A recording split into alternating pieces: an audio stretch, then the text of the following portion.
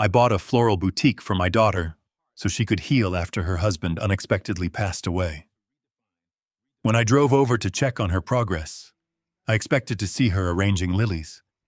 Instead, I found her shivering in the freezing rain, hauling heavy bags of fertilizer, while her mother-in-law sat inside drinking wine and pocketing the cash. She thought she could steal my daughter's sanctuary and force her into free labor. I acted quickly. My name is Edgar Holloway, and I am 70 years old. Before I continue this story about the ruthless lengths some people will go to steal what does not belong to them, let me know where you are watching from in the comments below. Hit like and subscribe if you have ever had to step in and systematically dismantle a bully who targeted your family. It was a bitter Tuesday morning in late November. I drove my restored 1978 Ford F-150 down the slick commercial district streets of our city. The engine of my truck rumbled with a steady, reliable hum. The sleet hammered against the windshield, casting a gray, miserable light over the brick buildings. I pulled into the narrow alleyway behind the floral boutique I had purchased for my daughter Naomi. Her husband Bradley had died suddenly a year prior. The shop was meant to be her quiet place to rebuild her life away from the heavy grief of her empty apartment. I parked my truck and stepped out into the biting cold, expecting to walk through the back door and find Naomi standing safely behind the design counter, arranging winter centerpieces. Instead, I found my daughter on her knees in the flooded alley. Naomi was struggling to drag a 50-pound bag of saturated soil across the rough asphalt. The freezing rain soaked her thin cotton sweater, pasting it to her shivering frame. I saw thick red blood smudged across the white plastic of the fertilizer bag.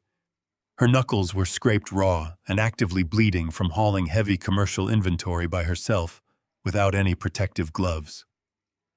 She looked up at me with tears streaming down her face, completely exhausted and broken by the physical labor. I did not ask questions. I took the heavy bag from her bleeding hands and dropped it onto the wet pavement. I opened the heavy steel back door of the shop and stepped inside the warm, fragrant building to find out exactly who was responsible for my daughter's condition. The air inside the boutique was thick with the heavy scent of eucalyptus and fresh roses. I walked straight through the prep room and stepped onto the main retail floor. Bradley's mother, Cynthia, sat on a velvet stool behind the custom mahogany cash register. She wore a tailored cream pantsuit and a heavy string of pearls that caught the soft overhead lighting.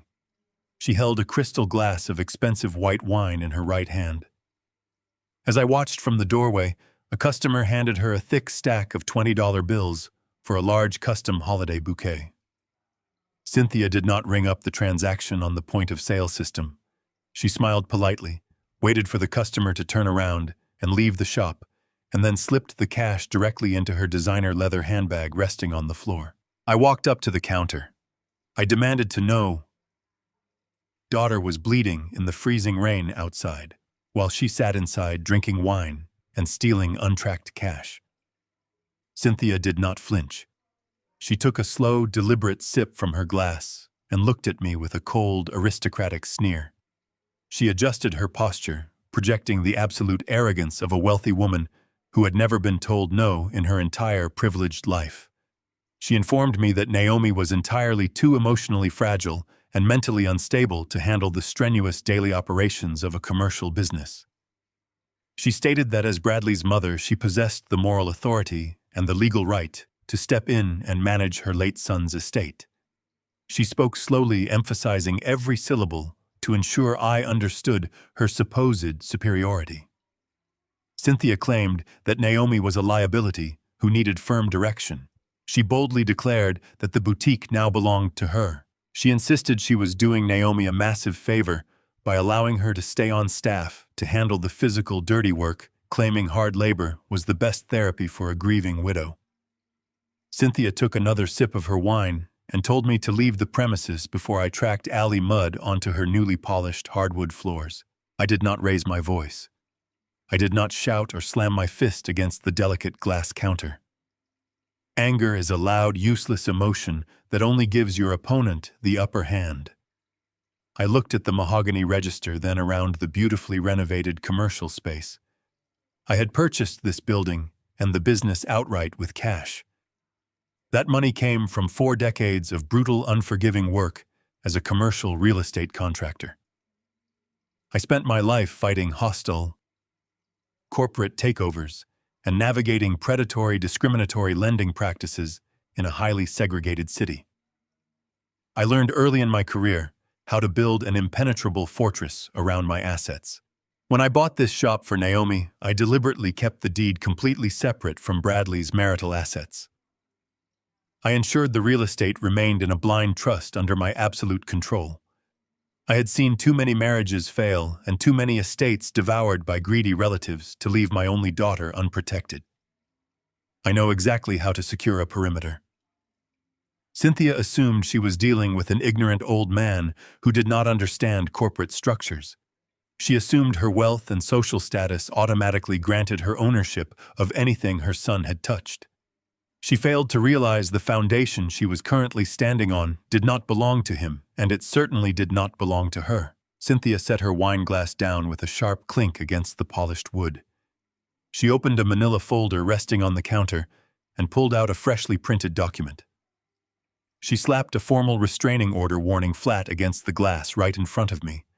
She looked me directly in the eye and threatened to call the police immediately. She stated she would have me arrested and criminally charged with trespassing on her private property if I did not turn around and walk out the door. I did not argue with her. I did not attempt to explain property law to a woman who had already decided she was above it. I simply turned my back on her and walked out the rear exit. I found Naomi still shivering in the freezing alleyway. I wrapped my heavy winter coat around her shoulders, guided her into the heated cab of my truck, and drove away from the shop. We had barely traveled 3 blocks down the street when Naomi's phone chimed loudly in the quiet cabin. She pulled it from her pocket and stared at the illuminated screen. The color drained completely from her face. It was an urgent banking alert. Cynthia had officially halted all automatic mortgage payments on Naomi's apartment.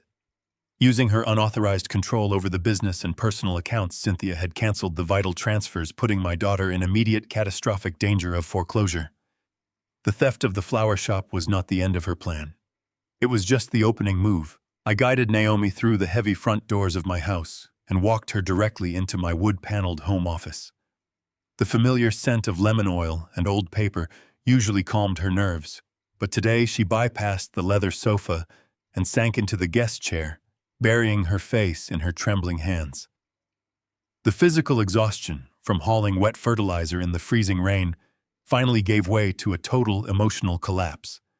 Her shoulders shook violently as the heavy sobs broke free in the quiet room. I poured a glass of water, placed it carefully on the desk, and waited patiently. I needed the unvarnished truth. Between sharp, ragged breaths, Naomi confessed the fatal mistake she had made 12 months ago. Exactly 3 hours after we buried Bradley, while Naomi was still heavily medicated and completely numb with grief, Cynthia had knocked on her apartment door.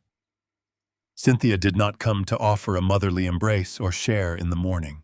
She brought a thick stack of legal documents and a hired notary public. Cynthia had cornered my grieving daughter, claiming the urgent paperwork was standard probate procedure required to protect the floral boutique from aggressive state taxation. Naomi, trusting her mother-in-law in a moment of profound vulnerability and blinding sorrow, signed every single page without reading the fine print. She truly thought she was securing her late husband's legacy. Instead, she had unknowingly handed the keys to her sanctuary over to a smiling predator. The realization of her own signature being used as a weapon against her broke her heart all over again. I did not berate my daughter for her vulnerability. I simply took the folded copy of the agreement from her damp coat pocket and smoothed out the creases. I scanned the first page and recognized the heavy, impenetrable legal jargon immediately. It was not a probate protection form. It was a complete surrender of operational rights. I grabbed my truck keys and drove straight toward the downtown commercial district. Naomi sat in the passenger seat in absolute silence, staring blankly at the passing storefronts. I pulled into the private underground parking garage of Reyes and Associates. Oliver Reyes had served as my primary corporate attorney for over 2 decades. He was a ruthless, brilliant litigator who had successfully defended my construction firm against dozens of predatory lawsuits. We bypassed the front receptionist and walked straight into Oliver's expansive corner office. I placed Cynthia's management agreement flat on his glass desk and instructed him to dissect every single clause. Oliver put on his reading glasses, his dark eyes scanning the dense paragraphs. The silence in the room stretched for 10 agonizing minutes. Finally, Oliver sighed deeply, removed his glasses, and looked at Naomi with genuine, profound sympathy. He confirmed the worst possible scenario. The operational transfer was legally binding and hermetically sealed by the notary.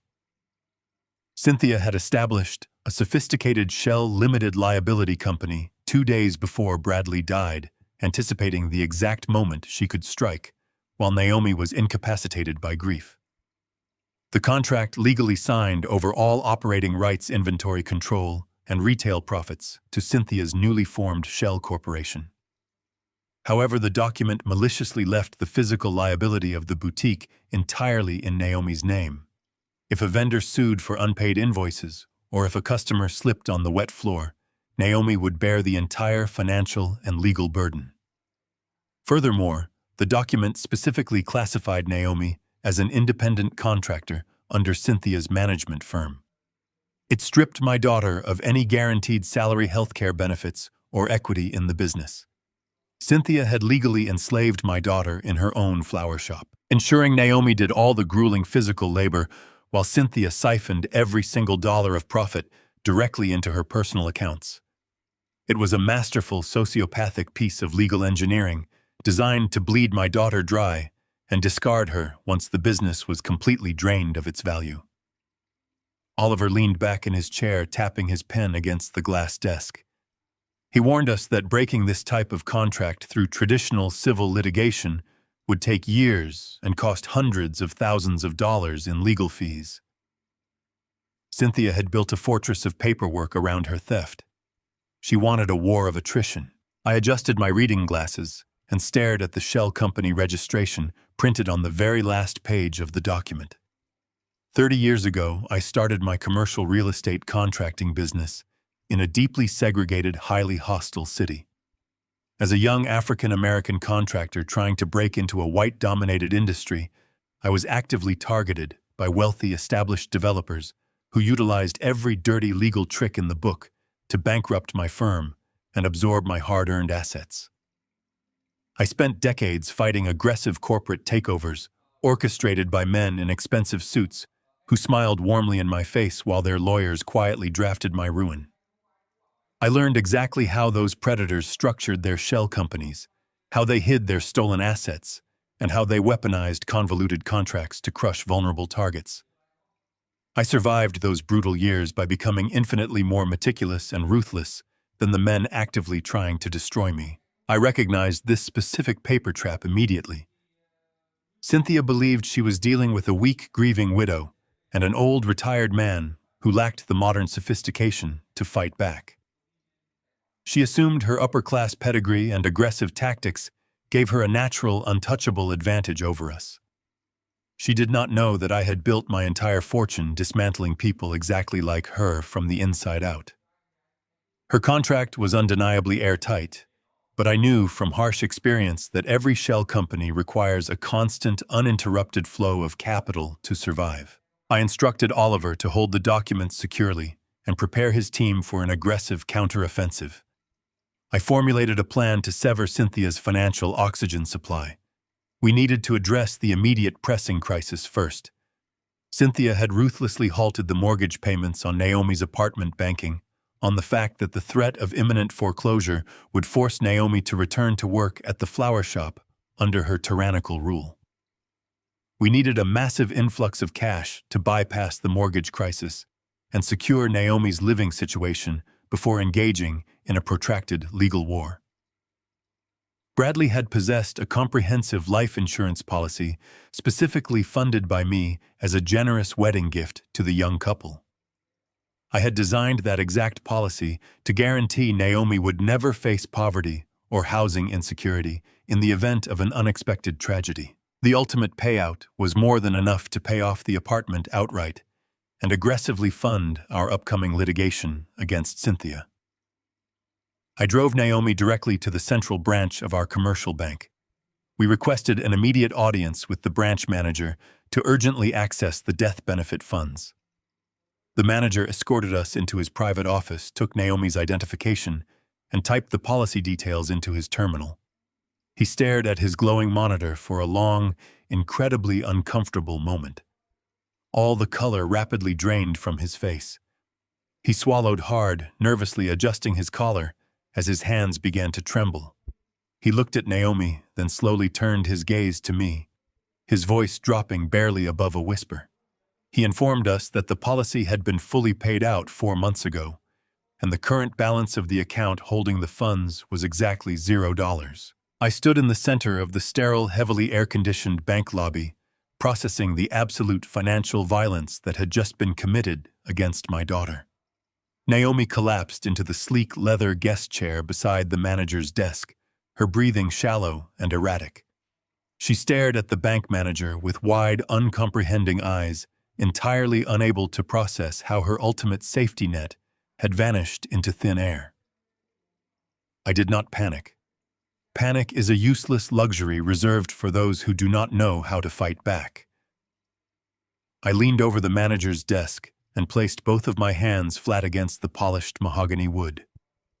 I looked him directly in the eyes and demanded the immediate printing of the complete transfer logs, the routing numbers, and the authorizing signatures for every single transaction executed on that account since the day of my son-in-law's death. The manager hesitated, stammering about standard privacy protocols and internal branch regulations. I reminded him that my daughter was the primary beneficiary listed on the original unmodified document. I informed him clearly that denying us those specific financial records would result in an immediate subpoena and a personal lawsuit against his branch for gross negligence and complicity in fraud. The manager swallowed hard, his face glistening with a thin layer of cold sweat. He turned back to his terminal, his fingers physically shaking as he typed the administrative authorization codes. The heavy laser printer in the corner of the room hummed to life, spitting out 5 pages of highly detailed financial records. He grabbed the documents and handed the warm papers across the desk with trembling hands. I took the stack, pulled a silver pen from my breast pocket, and began to trace the exact path of the stolen money. The paper trail painted a picture of calculated, ruthless embezzlement. Cynthia had not merely emptied the account in a momentary lapse of grief. She had executed a highly sophisticated funneling operation designed to obscure the destination of the capital. According to the bank documents, exactly 3 days after Bradley's funeral, Cynthia utilized her status as his biological mother to present the bank with a forged executor mandate. She had bypassed the primary beneficiary clause by submitting a falsified medical affidavit. That fraudulent document claimed Naomi was undergoing severe inpatient psychiatric care and was legally unfit to receive or manage the substantial capital. The bank, failing to independently verify the alarming medical claims with a licensed physician, authorized the bypass.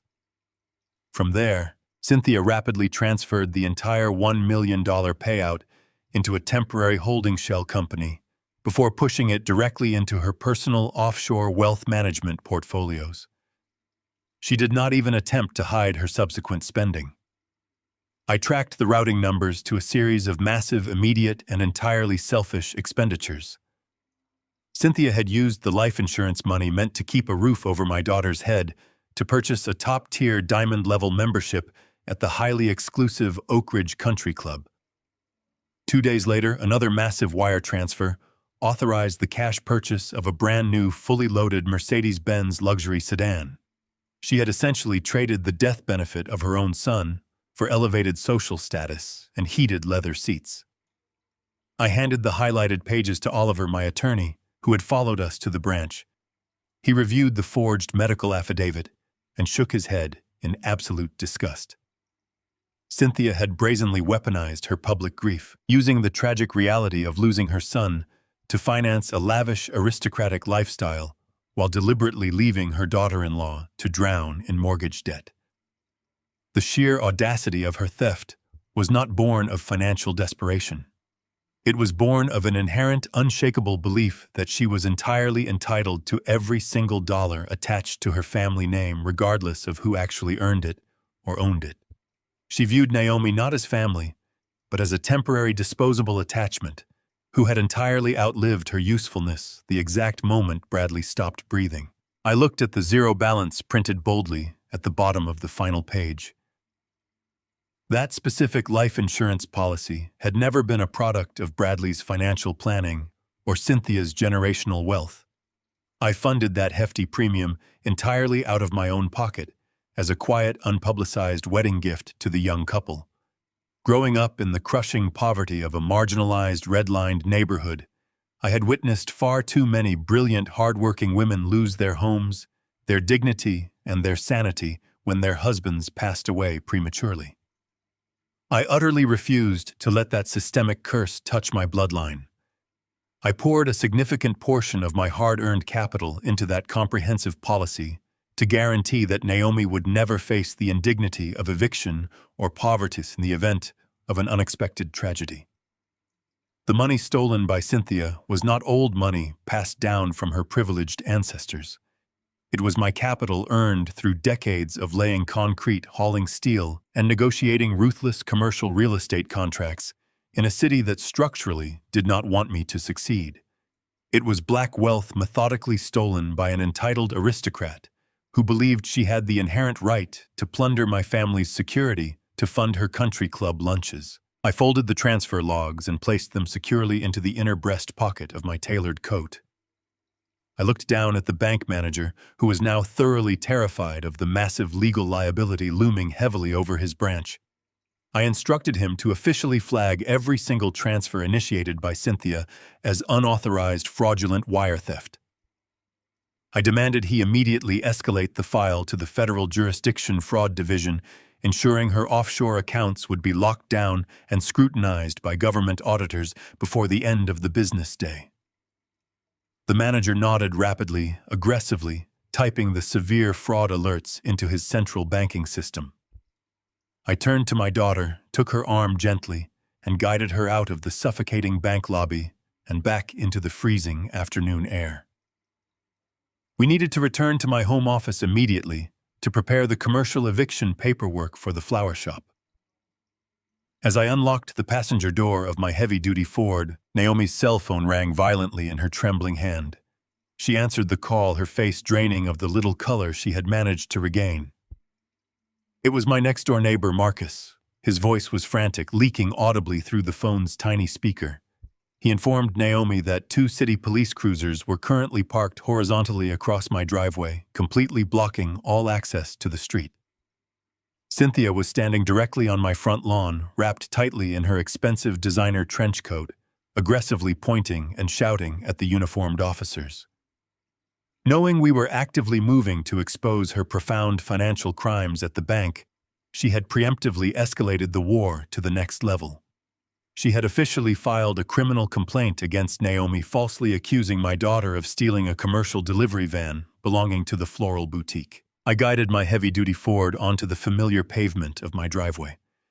The pulsing red and blue lights of 2 city police cruisers reflected violently against the dark brick exterior of my home. Naomi gripped the passenger door handle, her knuckles turning bone white. Cynthia stood precisely in the center of my manicured front lawn. She wore a tailored beige trench coat, performing the role of the traumatized, grieving mother with theatrical perfection. She dabbed at her perfectly dry eyes with a silk handkerchief while gesturing frantically toward my truck. The 2 uniformed officers stood rigidly on the damp grass, their hands resting cautiously on their utility belts. As I shifted the truck into park, Cynthia pointed a manicured finger directly at Naomi's pale face through the windshield. She aggressively demanded that the officers arrest my daughter for grand theft auto. Cynthia claimed Naomi had maliciously stolen the commercial delivery van belonging to the floral boutique, intentionally crippling the daily operations of a vulnerable small business. She wove a rapid, highly calculated narrative portraying Naomi as an unstable, vindictive widow, actively sabotaging the legacy of her deceased husband. The officers approached my driver's side window, their expressions tight with professional suspicion. They instructed me to exit the vehicle and step away from my daughter. I did not raise my voice. I did not argue with law enforcement in the middle of a residential neighborhood. I stepped out of the truck into the freezing air and locked the doors, keeping Naomi safely inside the heated cabin. The lead officer, a tall man with a severe demeanor, unclipped his radio. He stated they had received a formal verified complaint from the legal manager of the floral boutique regarding a stolen commercial asset. He demanded to know the current location of the delivery van in question. I looked at Cynthia, who was practically vibrating with aristocratic triumph on my lawn. She believed she had successfully utilized the police department as her personal strike force to terrorize my grieving daughter. I calmly informed the officer that the vehicle was parked legally in a secure commercial garage 3 miles across town. I also stated that the van did not belong to the boutique, it did not belong to Cynthia, and it certainly had not been stolen. I politely invited the lead officer to step inside my house to view the irrefutable physical proof of my claim. Cynthia objected instantly, screaming that I was attempting to manipulate the authorities with fabricated documents. The officer held up a hand, silencing her outburst. He signaled his partner to remain with Cynthia and followed me through the front doors into the quiet sanctuary of my home office. I walked directly to the heavy iron-reinforced fireproof safe bolted into the corner of the room. I spun the combination dial with absolute precision. I keep meticulous physical records for absolutely every transaction I make. I built my commercial real estate business in the 1980s in a violently segregated city. As an African-American contractor fighting for space in an industry dominated by wealthy white developers, my word was never enough. I survived those brutal decades by carrying my deeds, my titles, and my notarized bank statements in a locked briefcase at all times. I had to physically prove my legal ownership daily to bankers, inspectors, and hostile competitors who actively attempted to strip me of my assets. I learned early that paper is the ultimate armor. I pulled a thick, plastic-sleeved folder from the safe and laid it flat on my mahogany desk. I opened the file and retrieved the original notarized vehicle title, along with the detailed dealership purchase receipt for the delivery van. The documents were pristine. I handed them to the officer. The lead officer reviewed the heavy cardstock. He traced his finger along the signature lines. The original title clearly displayed my legal name, Edgar Halloway. The dealership receipt demonstrated that the vehicle had been purchased outright, paid in full using my personal platinum credit card. The van was registered to my private residential address, not the commercial address of the floral boutique. I had purchased the vehicle as a personal asset and merely allowed Naomi to utilize it for her daily deliveries. The vehicle had absolutely zero legal or financial connection to the Shell Limited Liability Company Cynthia had weaponized against my daughter. The officer's severe expression dissolved into immediate, palpable irritation. He realized his time was being violently wasted by a vindictive woman attempting to use the police department for personal harassment. He handed the documents back to me, apologized for the profound intrusion, and marched directly out the front door. I followed him onto the porch. The officer approached Cynthia. He did not offer her a polite warning. He delivered a stern, aggressive reprimand regarding the federal consequences of filing a fraudulent police report and intentionally misdirecting law enforcement resources. He informed her that if she weaponized the emergency dispatch system again, she would be physically arrested for criminal harassment. The officers returned to their cruisers and drove away, the red and blue lights fading down the dark street. Cynthia stood alone on my lawn, the aristocratic facade completely shattered, her face twisted into a mask of pure, unrestrained malice. She glared at me, her chest heaving. She shouted that I was merely delaying the inevitable. She announced she was actively securing a massive multi-million-dollar commercial bank loan against the shop's physical inventory and retail value. She intended to use that vast influx of capital to aggressively expand her empire, completely rebrand the boutique, to erase Naomi's identity, and bury us in a of ruinous civil litigation. She turned on her heel, marched to her luxury sedan, and sped away into the night. Her threat hung heavily in the freezing air. The battle for the van was over, but the war for the actual building had just escalated to a catastrophic financial level. I sat at my heavy oak dining table as the freezing rain continued to batter the window panes. The threat Cynthia hurled at me from my front lawn was not an idle boast. She understood that her newly formed shell company lacked the historical credit required to maintain her expensive new lifestyle. Securing a multi-million-dollar commercial loan was her only viable strategy to solidify her theft. To get that loan, the central bank would require a physical asset as collateral. She was using the retail value of the flower shop, the extensive inventory, and the prime location as her financial anchor. I unrolled the original architectural blueprints of the building across the table. I traced the property lines and zoning boundaries with my pen.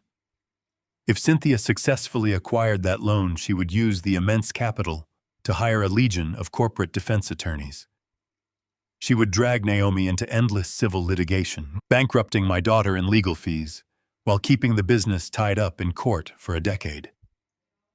I had to sever Cynthia's physical control over the brick-and-mortar location before the underwriting department finalized her loan application.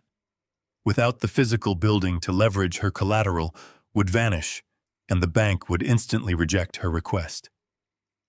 I needed to move faster than the speed of high finance. I picked up my phone and dialed Oliver Reyes. Despite the late hour, my attorney answered on the second ring. I instructed him to draft an immediate commercial lease termination for the property housing the floral boutique. Oliver quickly pulled up the local property registry on his end. Cynthia had aggressively forced Naomi to sign away the operating rights to the business entity, but in her arrogant haste she had made a catastrophic administrative error. She had neglected to verify the actual ownership of the physical real estate. Cynthia mistakenly assumed the business and the building were a single legal package. I informed Oliver to proceed with a 30-day commercial eviction notice. The grounds for eviction were absolute and legally unassailable. By transferring the business operations to her newly formed shell corporation without the landlord's explicit written consent, Cynthia had committed an unauthorized commercial sublet. Furthermore, the documented evidence of wire fraud and her attempt to leverage the property for an unauthorized loan constituted fraudulent business practices on the premises. Oliver drafted the legal termination with clinical precision. He listed Cynthia and her shell company as hostile occupants illegally operating within my property. The notice legally barred her from removing any permanent fixtures, structural equipment, or attached inventory from the building. We finalized the document in under an hour. I authorized Oliver to dispatch an elite commercial courier service the following morning to hand-deliver the eviction notice directly to Cynthia on the retail floor. We were effectively pulling the ground out from under her manicured feet. I rolled up the blueprints and locked them back inside my fireproof safe. During my early years managing hostile construction sites, I watched dozens of minority-owned businesses collapse because the owners tied their physical real estate directly to their fragile operating companies. A single predatory lawsuit against a storefront could result in the total loss of the actual land. I refused to let history repeat itself with my daughter. When I originally purchased the prime commercial space for Naomi, I deliberately established a blind trust to hold the deed. I drafted a separate ironclad rental agreement between my trust and Naomi's floral business. I kept the real estate completely insulated from the retail entity precisely to defend against this exact type of hostile corporate interference. Cynthia had stolen a business that essentially rented air. I owned the walls, the floor, the ceiling, and the right to change the locks. The next morning, a bonded legal courier walked into the floral boutique and served Cynthia the eviction notice in front of a dozen wealthy customers. Naomi received a frantic text message from a former employee describing Cynthia's absolute meltdown.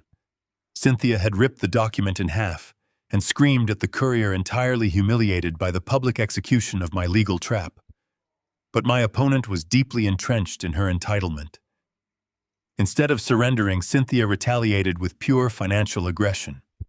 She understood that an active eviction notice would immediately spook the bank underwriters. She called her personal contacts within the regional banking syndicate and aggressively accelerated her loan approval process. She bypassed the standard waiting periods by leveraging her late son's outstanding reputation in the financial district. Cynthia intended to force the multi-million-dollar deposit into her accounts before the eviction could be formally registered with the city courts. Once the funds cleared, she planned to hire a notoriously ruthless corporate defense firm to bury my eviction notice under a mountain of frivolous injunctions. She was racing against the clock, weaponizing her elite connections to secure the cash she needed to legally destroy us. I had less than 48 hours to intercept the capital before the bank finalized the massive transfer. I had exactly 48 hours before the Central Underwriting Department finalized the transfer of $2 million into Cynthia's corporate account. If that money cleared, she would immediately wire it to her defense firm, effectively burying my daughter in a decade of suffocating civil litigation. Time was no longer a luxury. It was a weapon I needed to wield faster than my enemy. I walked into my bedroom and opened the heavy oak wardrobe.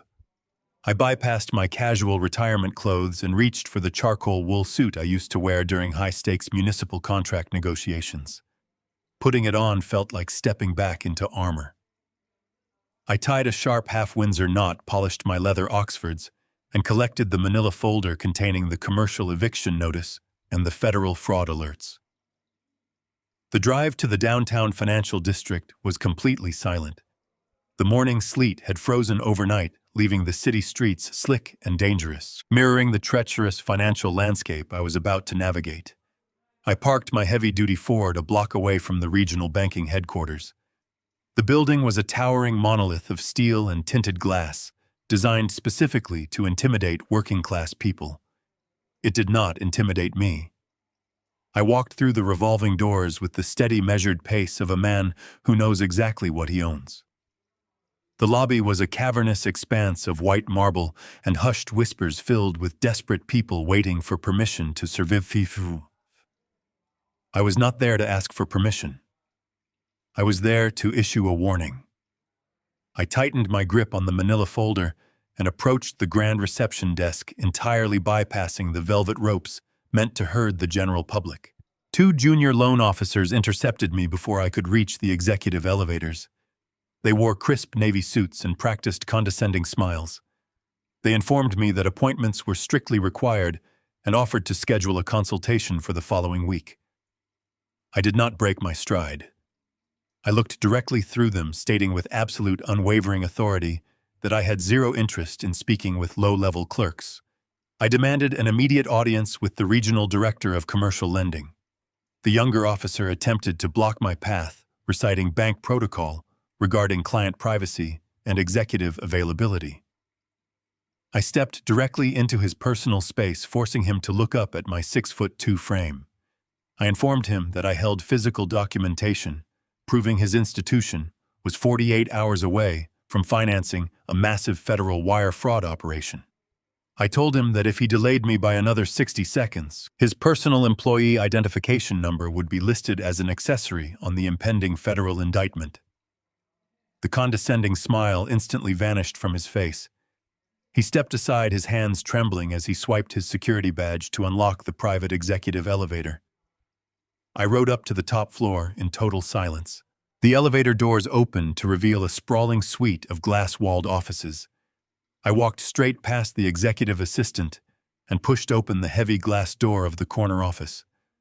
The regional director sat behind an immense mahogany desk, reviewing a stack of loan approvals.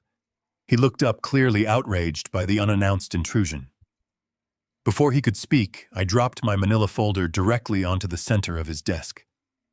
I spread the documents out under the bright fluorescent lights. I placed the 30-day commercial eviction notice next to the federal police report detailing Cynthia's forgery and the stolen life insurance capital. I explicitly explained that the collateral Cynthia used to secure her $2 million commercial loan was a physical building she did not own, operating a business she was actively being evicted from. I laid out the stark reality of her financial crimes, emphasizing that authorizing her pending loan would make the bank an active accomplice in a multi-million-dollar corporate fraud scheme. I kept my voice entirely level, stripping all emotion from the delivery. I was presenting undeniable math and profound legal liability. The paper trail was absolute. There were no loopholes for the underwriters to exploit. I watched the director's eyes dart across the eviction seals and the bold red fraud flags from the federal database. The sheer weight of the impending disaster settled heavily over the room. The regional director slowly lowered the documents. He finally looked up from the paperwork and stared at my face. The outrage over my intrusion evaporated completely, replaced by a sudden, profound recognition. He stood up from his leather executive chair, walked around the massive mahogany desk, and firmly shook my hand. His name was Arthur Sterling. 15 years ago, Arthur was the lead municipal financier assigned to a massive urban development project on the south side of the city. I was the primary contractor tasked with executing the revitalization of 3 abandoned city blocks. It was a deeply hostile project, plagued by corrupt local politicians, aggressive union disputes, and relentless media scrutiny.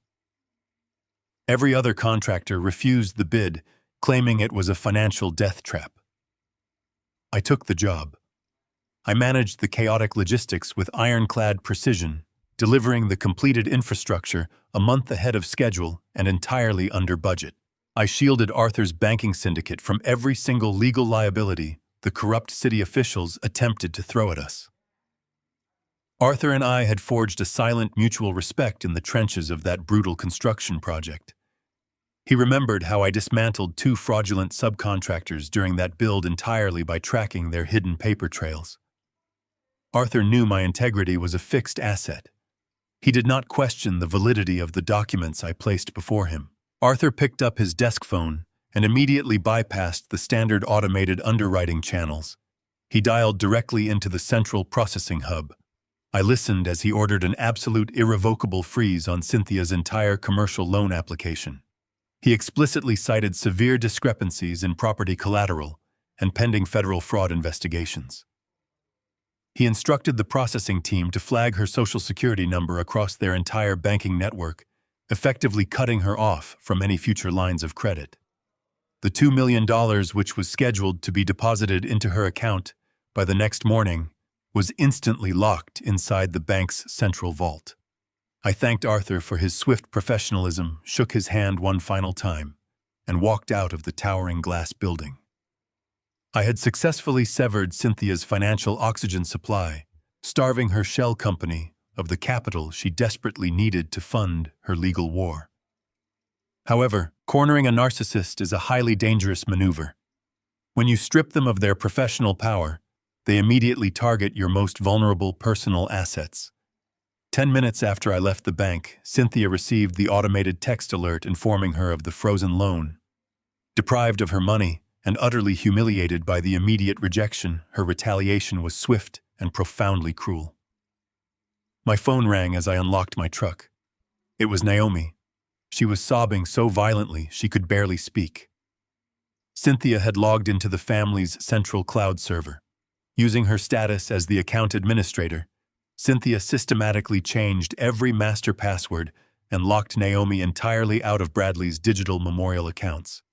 She took my daughter's most precious remaining treasures hostage. Naomi could no longer access the final voicemails Bradley had left her. She was entirely locked out of their wedding albums and the digital folders holding every photograph of their life together.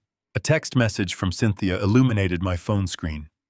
She brazenly demanded I officially revoke the commercial eviction notice and unfreeze her banking approval, or she would permanently delete Bradley's digital existence by midnight. I drove back to my house with the heater running on high, but the cold inside my wood-paneled home office had absolutely nothing to do with the freezing winter weather outside. Naomi sat curled tightly into the corner of my heavy leather sofa. Her tired eyes were fixed on the glowing screen of her cellular phone, staring blankly at a harsh red error message. Access denied.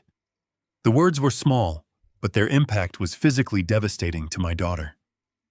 Cynthia had executed her vicious threat with sociopathic precision. By taking administrative control of the central family cloud server, she had completely severed Naomi's access to the only remaining fragments of Bradley's existence. Those digital vaults held the vast collection of their wedding photographs, candid videos of their overseas vacations, and most importantly, the archived audio voicemails Bradley had left her during his lunch breaks. Those voice recordings were Naomi's lifeline. She listened to his gentle voice every single night before going to sleep to combat the crushing silence of her empty apartment. Now they were locked away behind an alphanumeric wall controlled by a heartless monster. My phone buzzed heavily in my suit pocket. I pulled it out and read a new text message from Cynthia. The text was entirely devoid of any human empathy or maternal compassion. She laid out a crude transactional ultimatum. She demanded I contact my corporate attorney immediately, legally revoke the 30-day commercial eviction notice, and call Arthur Sterling to unfreeze her $2 million banking approval. In exchange, she formally promised to release the new passwords and restore Naomi's access to the memorial accounts.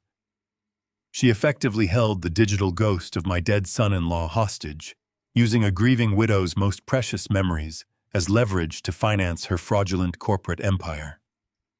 She truly believed this emotional torture would force my absolute surrender. I placed my phone face down on the polished wood of my desk. I do not negotiate with extortionists. Giving in to a blackmailer only validates their hostile tactics and guarantees endless future demands. I walked over to Naomi, took the device from her shaking hands, and promised her I would retrieve every single memory Cynthia had temporarily stolen. I turned to my secure desktop computer and opened a heavily encrypted contact directory.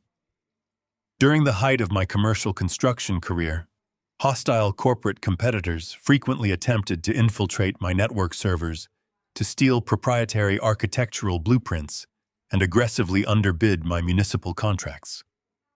To combat this relentless digital espionage, I retained the dedicated services of a highly specialized private forensic expert named Silas. Silas did not operate out of a public commercial storefront. He was a digital ghost who dismantled complex corporate firewalls and traced stolen data packets through the darkest corners of the global network.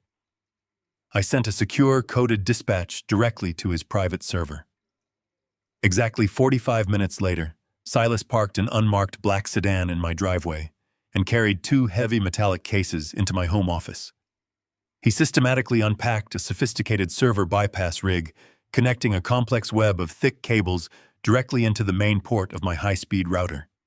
His hands flew across his mechanical keyboard, initiating a deep-dive extraction protocol aimed squarely at the remote server Cynthia believed she fully controlled. As Silas worked, my phone continued to vibrate violently against my desk. Cynthia, sitting alone in her newly purchased luxury vehicle, was growing deeply impatient. She sent a rapid barrage of highly mocking text messages. She taunted my ongoing silence, boasting that the encryption on the commercial cloud server was military-grade and completely impenetrable. She openly relished her perceived absolute power, assuring me that the longer I waited to formally withdraw the eviction notice, the more likely she was to permanently format the hard drives and wipe Bradley's voice from the earth forever. She actually thought she had successfully constructed an impregnable digital fortress around her cruel theft. She was entirely unaware that the man currently sitting in my office had spent the last 2 decades effortlessly tearing down the digital security infrastructure of multi-billion-dollar international conglomerates.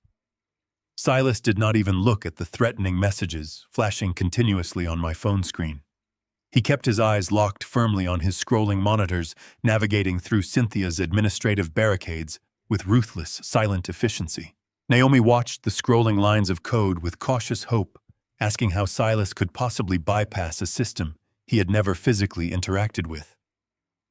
I pulled up a comfortable chair beside her and explained the meticulous nature of my protective paranoia. 10 years ago, when my own wife passed away after a brutal battle with illness, I nearly lost all her digital photographs to a catastrophic hardware failure. The sheer panic of almost losing the visual proof of our life together permanently altered my relationship with modern technology. I refused to ever let our family memories disappear into the digital ether due to corporate server crashes or malicious human interference. Long before Bradley passed away, I had quietly mandated the installation of physical mirroring software on every single technological device connected to our family network. I established master recovery keys and shadow directories that operated completely independent of the standard commercial cloud services. Cynthia believed she had successfully locked Naomi out of an isolated remote digital vault. She fundamentally failed to realize that the vault itself was merely a secondary mirror of a master physical drive hidden securely within the architecture of my own private network. I had spent a decade building a comprehensive fail-safe ecosystem designed specifically to counteract this exact brand of emotional terrorism. Silas was not attempting to break into Cynthia's locked server. He was actively rerouting the permission pathways to command my shadow directories to release their archived data directly back to Naomi. The primary monitor on Silas's rig flashed a brilliant green indicating total success. The mechanical clacking of his keyboard ceased completely. He smoothly unplugged a solid-state physical drive from his terminal and handed it directly into Naomi's open hands. He announced that every single photograph, video, and audio voicemail had been successfully extracted, decoupled from the cloud, and permanently secured on the external drive. Cynthia's emotional leverage evaporated instantly into the cold winter air. Naomi clutched the small metal rectangle to her chest, breathing a profound sigh of absolute relief. I instructed Silas to thoroughly parse the remaining server architecture to ensure Cynthia had not implanted any tracking malware during her brief hostile takeover. Silas ran a deep diagnostic sweep across the entire administrative directory. 3 minutes into the scan, his posture stiffened. He leaned much closer to the monitor, his eyes narrowing at a massive anomaly buried deep within the server's foundational code. He quickly isolated a hidden, heavily encrypted folder, completely disconnected from the family memorial accounts. It was intentionally disguised as a generic system diagnostic file to avoid casual detection. Utilizing a specialized brute force decryption algorithm, Silas shattered the digital lock and opened the folder. The screen instantly flooded with hundreds of complex financial spreadsheets and offshore banking routing numbers. I stood directly over his shoulder, tracing the organized columns with my index finger. The documents were detailed, highly classified internal ledgers belonging to Bradley's personal construction firm. Cynthia had not just recently decided to steal from my grieving daughter. The precise timestamps on the ledgers proved conclusively that Cynthia had been actively embezzling hundreds of thousands of dollars from her own son's company for 3 consecutive years prior to his sudden death. She had been methodically bleeding Bradley dry while he was still alive. This revelation radically shifted the entire battlefield. Cynthia was no longer just an opportunistic thief exploiting a vulnerable widow. She was a seasoned corporate embezzler now facing imminent federal prison time. The digital extraction completely neutralized Cynthia's vile extortion attempt, but a cornered predator never simply surrenders when their survival is actively threatened. She had definitively lost her leverage over Naomi's precious memories, and her access to the massive commercial bank loan was permanently severed by Arthur Sterling. I knew Cynthia would inevitably realize that her meticulously constructed facade was rapidly collapsing around her. When an entitled thief realizes they cannot steal the whole pie, they inevitably try to burn down the entire bakery to ensure no one else can have it. I sent Naomi to bed with her secured hard drive, ensuring she finally had a moment of profound peace. I remained awake, sitting in the heavy leather chair in my home office, drinking black coffee and monitoring the digital feeds from the hidden security cameras I had installed at the flower shop. I had wired the boutique with military-grade motion sensors specifically to secure the rear loading docks and the alleyway perimeter. At exactly 2 o'clock in the morning, my phone vibrated silently against the polished mahogany desk, the screen illuminated with a sharp crimson warning notification. The perimeter sensors at the back of the floral boutique had been aggressively tripped. The live video feed loaded instantly, cutting through the digital static. I watched the grainy black and white night vision broadcast display a massive unmarked moving truck backing up directly to the rear delivery doors of my property. Cynthia had realized her legal and financial avenues were completely blocked. She had abandoned the pretense of running a legitimate enterprise and was executing a scorched earth protocol. She intended to gut the physical building under the cover of darkness. I did not waste time calling the local precinct. Police response times for commercial burglaries in the dead of night are notoriously slow, and by the time a patrol car arrived, the most valuable assets would already be gone. I grabbed my keys, walked out into the freezing night, and climbed into my heavy-duty Ford truck. The city streets were completely deserted, illuminated only by the rhythmic flashing of amber traffic lights reflecting off the dangerous black ice. I drove the heavy truck with calculated precision, navigating the slick asphalt without a shred of hesitation. I turned off my headlights a full block away from the boutique and coasted silently into the narrow, brick-lined alleyway behind the shop. The scene unfolding on my loading dock was a highly organized, frantic looting operation. Cynthia stood on the concrete platform, wrapped tightly in a thick cashmere coat, barking sharp, frantic orders at a crew of 5 burly men in heavy work jackets. She had hired a midnight liquidation team to physically rip the value out of the business before I could formally execute the commercial eviction. I watched through my windshield as 2 men wheeled out massive custom-built display tables crafted from imported cedar. Another man was actively wrestling with the heavy steel doors of the walk-in commercial refrigeration units. Those refrigerators were top-tier specialized botanical preservation systems worth tens of thousands of dollars physically bolted to the structural framework of the building. Cynthia was instructing the crew to aggressively rip the copper compressors straight from the drywall. Dozens of rare, high-end floral arrangements, imported orchids, and expensive ceramic vases were already haphazardly stacked inside the belly of the unmarked moving truck. She was destroying the physical integrity of the space, turning a beautiful sanctuary into a stripped, barren warehouse.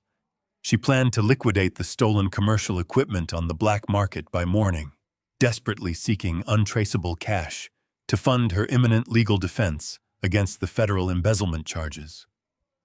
The foreman of the moving crew shouted at his men to move faster, completely unaware that the woman paying them was orchestrating a massive felony on camera. I shifted my truck into park, deliberately blocking the only exit out of the narrow alleyway. The heavy steel grille of my Ford stared directly at the nose of their moving truck, trapping them completely. I turned my high beams on, flooding the dark loading dock with blinding, brilliant light. I stepped out of my truck into the freezing air, the crisp winter wind biting at the collar of my charcoal coat. Cynthia shielded her eyes against the glaring headlights, her face twisting into a mask of pure, absolute panic. I am 70 years old, but my physical presence has never diminished. I spent the prime decades of my youth managing the most dangerous, disorganized commercial construction sites in the state. I learned exactly how to deal with rough, volatile men who respected nothing but absolute strength and unwavering authority. On a chaotic build site, shouting is a sign of profound weakness. A man who screams has already lost control of his environment and his crew. True power is a quiet, immovable force. I walked slowly toward the loading dock, my heavy boots crunching loudly against the frozen gravel. I did not run, and I did not brandish a weapon. I projected the terrifying calm of a man who owns the very ground beneath his enemy's feet. The hired crew immediately stopped moving. They recognized the silent, dangerous shift in the atmosphere. The foreman, a massive man with tattooed forearms, dropped his heavy moving straps and stepped forward, sizing me up with aggressive caution. I did not look at Cynthia. I fixed my gaze entirely on the foreman, engaging the only man on that dock who actually mattered. I reached into my coat pocket and produced the certified building deed, alongside the active, heavily stamped federal police report. detailing Cynthia's ongoing wire fraud. I held the documents out in the freezing air. I spoke to the foreman with absolute terrifying civility. I informed him that the woman currently paying his hourly rate did not own the property, the business, or the equipment his men were actively dismantling. I clearly explained that by unbolting the commercial refrigeration units from my structural walls, his crew was no longer executing a standard midnight liquidation. They were actively participating in grand larceny and commercial vandalism, both of which carried mandatory prison sentences. I told him the entire alleyway was heavily monitored by high-definition cameras, and my vehicle was actively barricading the only physical exit. The foreman stared at the certified deed, then looked closely at the federal fraud warnings on the police report. He turned slowly toward Cynthia, his expression hardening into pure, violent disgust. He realized she had used his crew as disposable pawns in a felony heist. The foreman did not say a single word to her. He whistled sharply, signaling his men. The crew instantly dropped the expensive ceramic vases, abandoned the heavy refrigeration compressors on the concrete, and marched straight to the cab of their truck. They climbed inside, threw the vehicle into reverse, and forcefully maneuvered out of the alleyway, scraping their tires against the brick walls to bypass my truck. They completely ignored Cynthia as she desperately chased after them, screaming promises of double pay. She was left entirely alone in the freezing dark, surrounded by the shattered ruins of her failed looting operation. I did not speak to her. I returned to my truck and watched her shivering on the loading dock. Utterly bankrupted, stripped of her physical leverage and facing imminent federal prosecution, Cynthia retreated to her ultimate desperate contingency.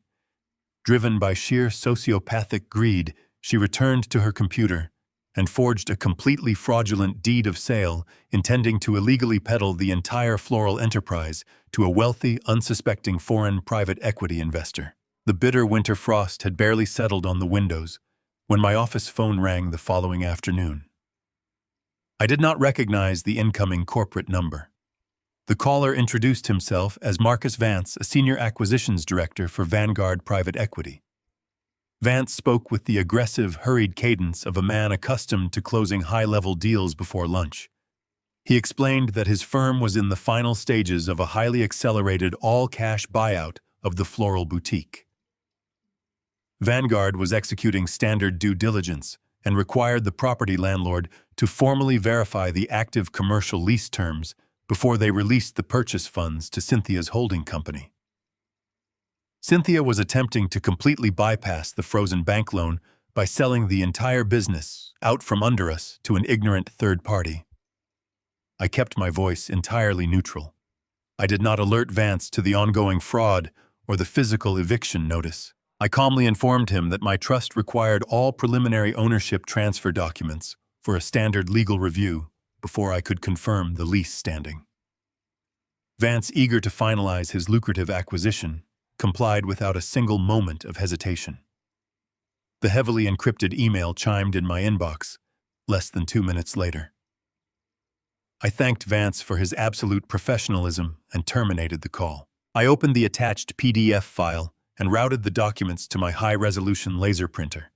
The heavy pages slid into the output tray with a crisp, mechanical rhythm. I spread the thick stack of legal contracts across the surface of my mahogany desk and put on my reading glasses. The paperwork was a masterclass in corporate deception. Cynthia had drafted an ironclad bill of sale legally transferring the entire inventory, the brand identity, and the operating rights to Vanguard Private Equity in exchange for a massive lump sum payment. But my eyes bypassed the financial figures and locked directly onto the final signature page. The legal probate lock on Bradley's estate explicitly prevented Cynthia from liquidating the business without Naomi's notarized consent. Cynthia had found a highly illegal method to circumvent that barricade. Resting perfectly on the designated ink line at the bottom of the ownership transfer was Naomi's signature. I pulled a stack of my daughter's actual legal documents from the fireproof safe and laid them side by side. The forgery was exceptionally executed. The slant of the letters, the pressure points, the loops were all painstakingly replicated. Cynthia had either hired a professional graphic forger or spent hours mastering the signature herself. This singular action changed the entire landscape of the battlefield. Until this exact moment, Cynthia's aggressive maneuvers had bordered on civil disputes and corporate misconduct. Forging a signature on a commercial transfer document to secure a multi-million-dollar private equity buyout crossed a hard, unyielding line. It was no longer a localized property dispute over a storefront. It was a major federal crime. Cynthia had handed me the exact rope required to hang her. I swept the forged documents into my leather briefcase and walked straight out the front door. I bypassed my corporate attorney entirely. A crime of this specific magnitude required a much heavier hammer. I drove my truck directly to the downtown municipal courthouse parked in the restricted subterranean lot and took the private elevator up to the district attorney's office. The receptionist attempted to block my path, but the district attorney, Victor Sterling, spotted me through the glass partition and waved me straight into his office. Victor owed me a profound, life-altering favor. 12 years ago, Victor was a struggling junior prosecutor running a highly contested campaign for the district attorney seat against a deeply entrenched and highly corrupt incumbent. The incumbent had several city zoning commissioners in his pocket, actively shaking down minority contractors for extortion money. I refused to pay their bribes. Instead, I quietly compiled 3 years of meticulous financial audits, tracking every single dirty dollar. I handed that explosive dossier directly to Victor. Those audits publicly exposed the corrupt zoning commissioner, dismantled the incumbent's power base, and catapulted Victor into the highest legal office in the city. Victor never forgot the man who handed him his career. Victor closed his heavy office door and reviewed the Vanguard private equity documents.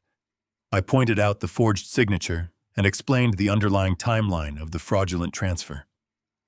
Victor's expression hardened into professional stone.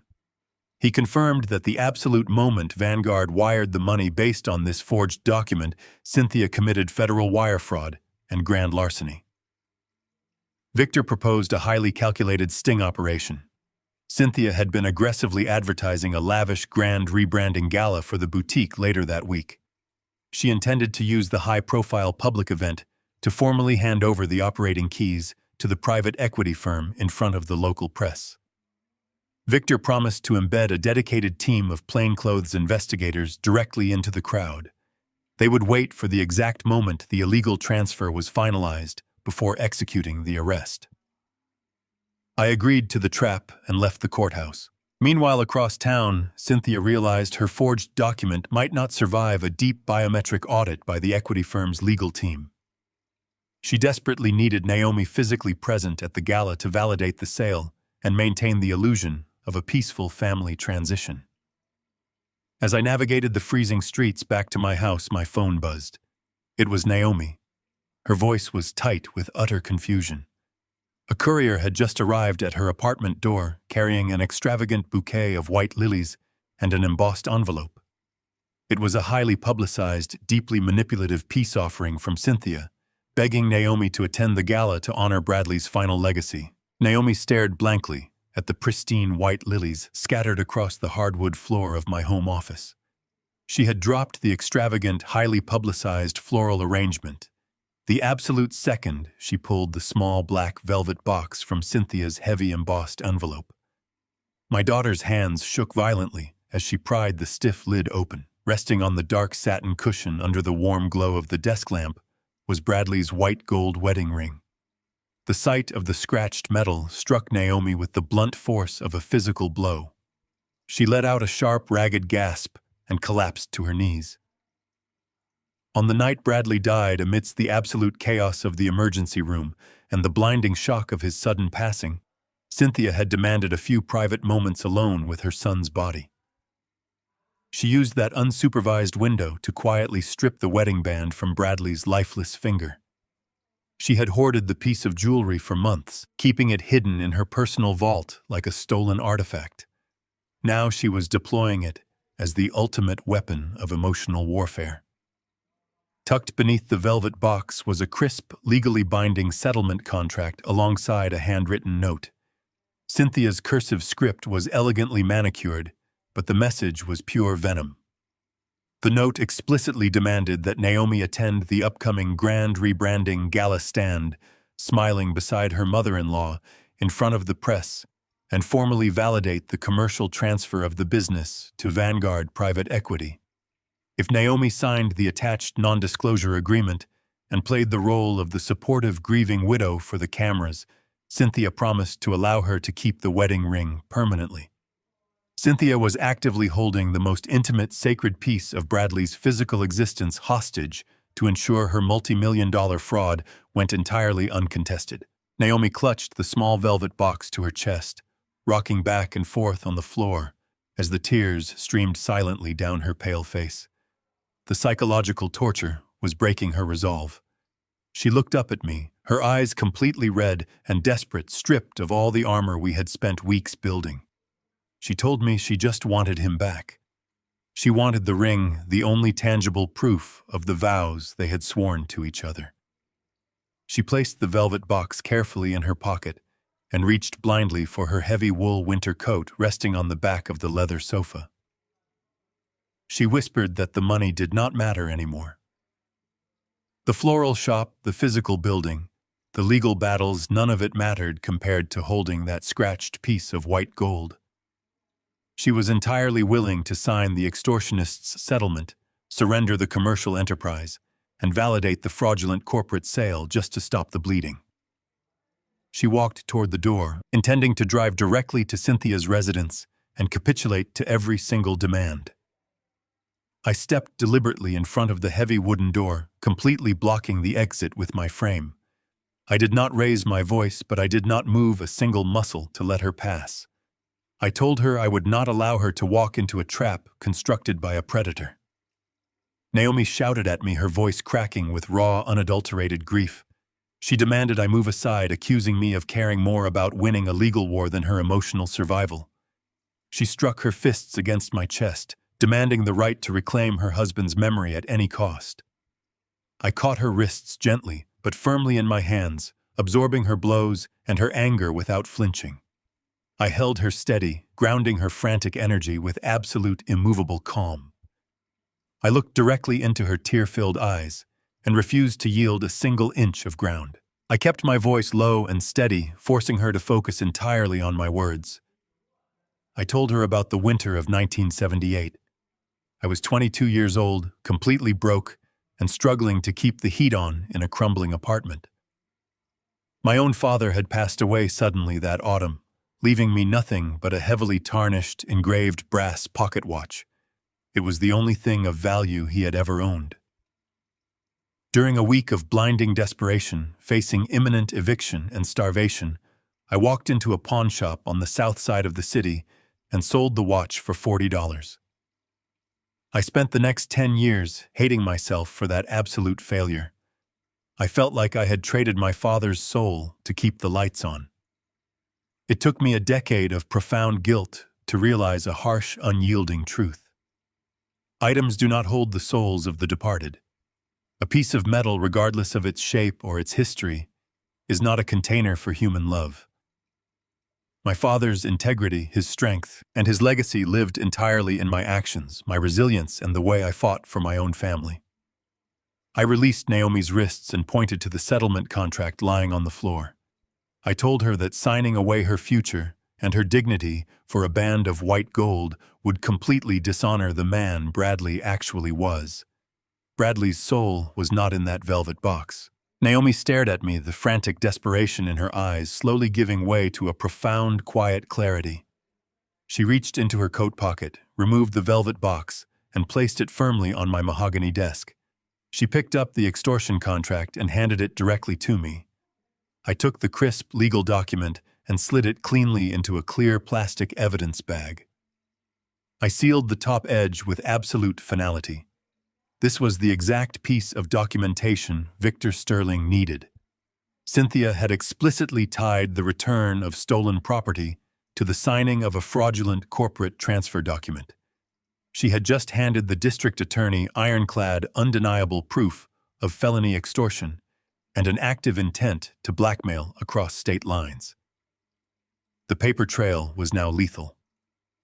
3 nights later, the evening of the highly publicized grand rebranding gala finally arrived. Cynthia had transformed the floral boutique into an extravagant event space, pouring thousands of dollars into imported champagne, live string quartets, and high-end catering. She invited the local press, prominent city officials, and the executive acquisition team from Vanguard Private Equity to witness her triumphant corporate victory. But Cynthia knew exactly who she was dealing with. She understood that I would not simply fade into the background. Anticipating my interference, she had liquidated her last remaining line of personal credit to hire a team of elite armed private security contractors. She stationed the heavily built mercenaries at every single entrance to the building, securing the perimeter with strict, uncompromising orders to physically remove me if I stepped within 50 feet of the property. She had locked the doors, fortified her stolen kingdom, and prepared to sign the final transfer papers. She believed her fortress was entirely impenetrable. The night of the grand rebranding gala fell over the city with a biting, unforgiving frost. I parked my heavy-duty Ford truck across the street from the floral boutique, turning off the ignition and allowing the silence of the cabin to settle around me. Through the frost-lined windshield, the transformation of my property was entirely visible. Cynthia had spared absolutely no expense in her desperate attempt to legitimize her theft. The storefront windows were bathed in warm amber light, showcasing towering, extravagant botanical displays of white orchids and imported lilies. The silhouettes of wealthy socialites, local politicians, and regional influencers moved smoothly through the retail floor. I could faintly hear the elegant rhythmic sweeping of a live string quartet, bleeding through the heavy commercial glass doors. Waiters in crisp white uniforms circulated with silver trays of crystal champagne flutes. It was a masterpiece of corporate theater, a glittering illusion built entirely on a foundation of grand larceny and profound emotional abuse. I stepped out of the truck, the freezing wind instantly cutting through the air, but I felt absolutely nothing. I wore my tailored charcoal wool suit, an armor I had relied upon during decades of ruthless corporate warfare. In my right hand, I held a single unassuming manila folder. I crossed the icy asphalt with a measured, predatory calmness. As I approached the main entrance, I locked eyes with Cynthia through the frosted glass. She stood near the center display, draped in a floor-length emerald gown, holding court with a group of foreign investors. The absolute second her eyes registered my presence on the pavement, the aristocratic smile fractured on her face. Her curated facade of triumph completely shattered into raw, unadulterated panic. She abandoned her conversation mid-sentence, frantically snapping her fingers and signaling directly to her head of private security. 3 massive security contractors instantly detached themselves from the shadows of the vestibule and moved to intercept me. They were built like armored tanks wearing tailored black suits, tactical earpieces, and the aggressive, coiled posture of men accustomed to inflicting sudden physical violence. They stepped in unison out of the warm lobby and onto the freezing concrete, completely blocking the double glass doors. The lead guard, a man with a scarred jawline and a heavy brow, stepped directly into my personal space. He did not ask for my invitation. He placed his massive hand flat against the center of my chest, applying immediate heavy physical pressure to halt my forward momentum. His voice was a low, gravelly threat, ordering me to turn around, walk back to my vehicle, and step off the private property immediately. He informed me that my name was explicitly listed on a strict denial of entry protocol, and that any resistance would be met with immediate forceful removal. I did not flinch. I did not take a single step backward, nor did I break eye contact with the lead mercenary. I absorbed the physical pressure against my chest with the immovability of a stone pillar. The other 2 guards flanked him smoothly, closing the gaps, forming a dense, impenetrable human wall of muscle and Kevlar. The ambient noise of the city street faded away, replaced by the tense, humming silence of impending violence. They expected me to argue. They expected me to raise my voice, threaten frivolous lawsuits, or throw a desperate punch that would legally justify their use of overwhelming force. I denied them that satisfaction. I maintained my absolute, terrifying stillness. Without breaking my gaze from the foreman, I slowly and deliberately reached my left hand inside the breast pocket of my charcoal jacket. During my early decades navigating the brutal, unforgiving landscape of commercial real estate acquisition, I learned a fundamental truth about survival. When you encounter a massive, heavily fortified, immovable wall in your path, you do not waste your energy battering your fists against the bricks. You do not argue with the barrier. You simply purchase the land directly underneath it. 3 days prior, when my private digital forensic expert uncovered the routing numbers Cynthia used to hire Vanguard Security Solutions for her gala, I did not waste time hiring my own squad of mercenaries to counter her forces. I contacted my senior corporate broker. I instructed him to trace Vanguard's corporate ownership structure. We tracked the mercenary unit back to a struggling, highly leveraged regional holding firm. I utilized a fraction of my hidden offshore capital to execute a rapid, hostile, all-cash buyout of that exact parent corporation.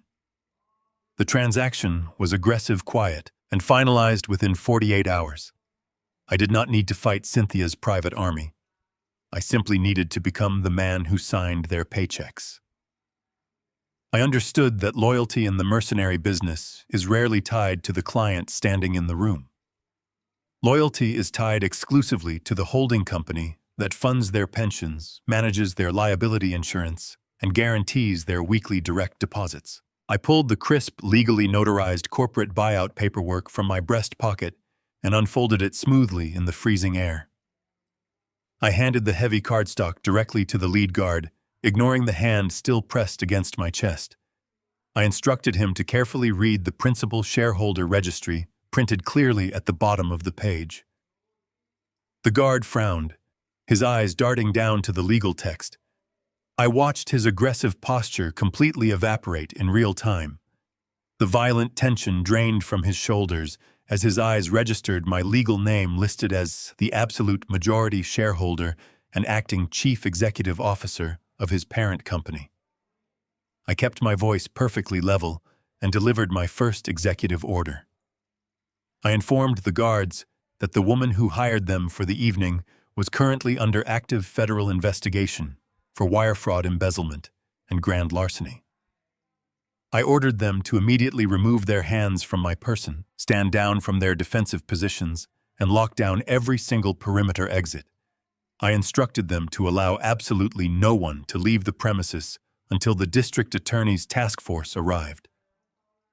The lead guard swallowed hard. He dropped his hand from my chest, tapped his tactical earpiece, and relayed the sudden shift in command to the rest of the unit inside the building. The 3 massive men stepped aside in perfect unison, clearing the entryway completely. I pushed open the heavy glass doors and stepped into the warm, fragrant air of the gala. From the center of the retail floor, Cynthia witnessed the absolute impossible. She watched her impenetrable, highly paid human shield completely dissolve and step aside to let the enemy walk straight into her fortress. The sheer terror gripping her features was profound. She realized her money, her manipulation, and her aggressive tactics had completely failed to stop me. Time had officially run out. Panic seized her mind entirely, overriding her carefully maintained aristocratic poise. She abandoned her crystal flute of champagne on a display table. She grabbed the 2 senior executives from the foreign private equity firm by their tailored sleeves, practically dragging them toward the raised podium at the front of the room. She understood that if she could just force their signatures onto the forged transfer documents in front of the press and the cameras, the resulting legal knot might take years to untangle. She was sprinting for the microphone, desperate to finalize the fraudulent sale before I could cross the room and tear her entire empire to the ground. Cynthia reached the raised mahogany podium at the far end of the retail floor, her breathing visibly ragged beneath her heavy emerald gown. She practically shoved the 2 bewildered private equity executives into the harsh glare of the overhead spotlights. Her hands shook violently as she grabbed the silver microphone from its polished stand. She forced a wide, impossibly tight smile across her face, projecting a manic cheerfulness that completely masked her underlying terror. The live string quartet abruptly ceased playing their bows, freezing over their instruments. The wealthy socialites, local politicians, and regional influencers turned their collective attention toward the stage, their crystal champagne flutes pausing mid-air. Cynthia welcomed the elite crowd with a breathless, high-pitched greeting that echoed unnaturally through the botanical displays. She loudly proclaimed that the evening marked the dawn of a revolutionary commercial empire. She immediately introduced the lead foreign investor to the audience, loudly praising his firm's visionary commitment to acquiring her flourishing enterprise. She gestured grandly toward the thick stack of transfer documents resting prominently on the podium. Cynthia was executing a desperate, high-stakes psychological trap. By announcing the acquisition to the local press and the regional elite, she intended to weaponize the sheer pressure of the public audience. She believed the foreign executives would feel socially obligated to sign the final paperwork right then and there to avoid a massive public embarrassment. She raised a gold-plated pen in her trembling hand, offering it to the lead investor, with a manic, unyielding gleam in her eyes. She practically begged him to inaugurate their new corporate partnership while the media cameras flashed. The investor hesitated for a fraction of a second, sensing the erratic, unhinged energy radiating from her posture, but he reached out slowly to accept the pen. I stepped forward into the warm amber light of the main floor.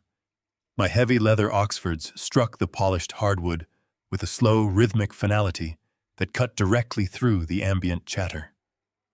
The wealthy guests standing in the center aisle turned their heads at the sound. They took one look at my face and instinctively parted, creating a wide, clear path directly to the stage. I walked through the sea of designer suits and expensive evening gowns without breaking my stride or altering my focus. Cynthia saw me approaching, and her carefully constructed facade completely froze. The gold-plated pen slipped from her trembling fingers, clattering loudly against the wooden podium and rolling onto the floor. I climbed the 3 carpeted steps onto the stage. I did not rush. I walked directly into Cynthia's personal space, standing mere inches from her rigid, terrified frame. I reached out and gently removed the silver microphone from her paralyzed grip. I did not raise my voice. I did not need to shout to command absolute attention. I turned to face the hushed crowd of socialites, investors, and press. I spoke with absolute, unwavering clarity. I welcomed the guests to the property and thanked them for attending. I then calmly informed the hundreds of people in the room that they were currently standing inside a commercial building that I exclusively owned. I announced that the extravagant party they were currently enjoying was a completely fraudulent production. I detailed that the imported champagne they were drinking and the music they were listening to had been funded entirely by stolen life insurance money belonging to a grieving widow. I pointed directly at the transfer documents resting on the podium. I explicitly declared that the woman standing beside me was actively attempting to sell a business she did not legally own using a forged signature to bypass federal probate laws. I laid her financial crimes completely bare under the harsh spotlight. I stated that she had embezzled hundreds of thousands of dollars from her own deceased son's construction firm and was currently attempting to legitimize her theft by tricking an international equity firm into purchasing thin air. I projected my voice effortlessly across the cavernous room, letting the raw truth ring against the high ceilings. The sheer suffocating pressure of a hostile audience did not affect my heart rate in the slightest. My absolute comfort in front of angry, powerful crowds was forged decades ago. During the rapid urban expansion of the 1980s, I spent countless evenings standing entirely alone in crowded city council chambers. I faced down rooms packed with wealthy, entrenched white developers and corrupt municipal zoning boards who actively colluded to redline minority neighborhoods. They would shout, threaten, and attempt to drown out my testimony with pure bureaucratic hostility. I learned early in my career that the truth does not require volume to be devastating. I defeated those corrupt developers by standing completely still, speaking with unyielding precision, and forcing them to publicly adhere to federal fair housing codes. I knew exactly how to dismantle a room full of powerful people using nothing but undeniable documented facts. The socialites and politicians standing before me in the floral boutique were absolutely transfixed. I commanded the room with the gravity of a judge delivering a final verdict. My delivery stripped away every ounce of Cynthia's curated glamour, exposing the rotting core of her greed to the very people she was desperately trying to impress. The expansive retail floor fell dead silent. The only sound remaining in the boutique was the soft, ambient hum of the commercial refrigeration units running along the back wall. The wealthy guests stared in absolute shock, their champagne flutes lowered completely paralyzed by the sudden exposure of a major federal crime. The lead foreign investor, whose hand had been hovering over the forged transfer documents just moments prior, slowly pulled his arm back. His face hardened into a mask of furious professional indignation. He stepped away from the podium, putting deliberate physical distance between himself and Cynthia. He turned his piercing gaze toward her and demanded an immediate, perfectly clear explanation regarding the forged signature and the stolen property. He wanted to know exactly why his reputable international firm was about to be officially implicated in a massive grand larceny operation. Cornered, publicly humiliated, and stripped of her final escape route, Cynthia's mind completely snapped. The remaining fragments of her aristocratic sanity dissolved into thin air. She let out a guttural, terrifying scream that shattered the silence of the room. She physically lunged away from the podium in a blind, unrestrained rage. She attacked the towering botanical displays flanking the stage. She grabbed the heavy ceramic vases and hurled them violently onto the hardwood floor, sending shards of porcelain and gallons of water exploding into the front row of guests. She tore at the expensive white orchids and imported lilies with her bare hands, ripping the delicate petals to shreds and throwing them across the stage in a frantic frenzy. She screamed incoherently, destroying her own extravagant facade in front of the flashing cameras of the local press. Cynthia stood amidst the shattered porcelain and crushed white orchids, her heavy emerald gown soaked with spilled water. The silence of the room echoed loudly in her ears as she looked at the horrified faces of the local press and the wealthy socialites. Her survival instinct overrode her absolute panic. She snatched the silver microphone back from the podium. Her voice shifted from a guttural scream to a fragile, trembling sob. She pointed a shaking finger directly at my chest. She broadcasted to the entire room that I was a deeply disturbed, senile old man. She claimed my mind had completely deteriorated since the tragic loss of my son. She painted a vivid, agonizing picture of a grieving mother desperately trying to hold her family's legacy together while dealing with an abusive, delusional father-in-law. She accused me of fabricating wild conspiracies out of pure malice and grief-induced dementia. She wept openly, pleading with the audience to ignore my ravings and understand the immense burden she carried. Her performance was a desperate, calculated masterpiece. She intended to weaponize the inherent pity of the wealthy crowd, turning their shock into sympathy. She banked on the societal instinct to politely dismiss the outbursts of an elderly man. She wiped her manicured hands across her face, smearing her expensive makeup to amplify her victimhood, begging the room to help her protect her deceased son's beautiful dream from my destructive madness. She sobbed into the microphone, her voice echoing off the high ceilings, creating a devastatingly convincing auditory illusion of pure despair. She cast herself as the ultimate martyr, a selfless protector of the family enterprise viciously besieged by an ungrateful and volatile patriarch. The sheer audacity of her pivot was breathtaking. She attempted to suffocate the truth beneath a heavy blanket of manufactured grief. I did not defend myself against her vicious accusations. I did not waste a single breath arguing with a woman actively drowning in her own lies. I simply stepped aside, leaving her entirely exposed on the stage. I turned my attention to the lead executive from Vanguard Private Equity. He had watched her entire frantic performance with a look of profound, unadulterated disgust. I reached out and handed the silver microphone directly to him. The executive did not hesitate for a fraction of a second. He grasped the heavy metal cylinder, squared his broad shoulders to the silent crowd, and pulled a folded legal document from the interior pocket of his tailored suit jacket. He did not address Cynthia. He spoke directly to the assembled press and the stunned socialites. He formally introduced himself and stated his absolute authority over the Vanguard acquisition funds. Then, in a crisp, unwavering corporate tone, he publicly announced the immediate and irrevocable withdrawal of the entire multi-million-dollar buyout offer. The room gasped in unison. The executive explained that my legal team had contacted his office hours before the gala commenced. My attorneys had provided Vanguard's compliance division with undeniable biometric proof that the signatures on the commercial transfer contracts were entirely fraudulent. He held the forged document high in the air for the local media to photograph. He declared that Vanguard Private Equity operated with strict legal integrity and would absolutely never engage in a transaction built on federal wire fraud and grand larceny. He explicitly stated that Cynthia had attempted to use his reputable firm to launder stolen corporate assets.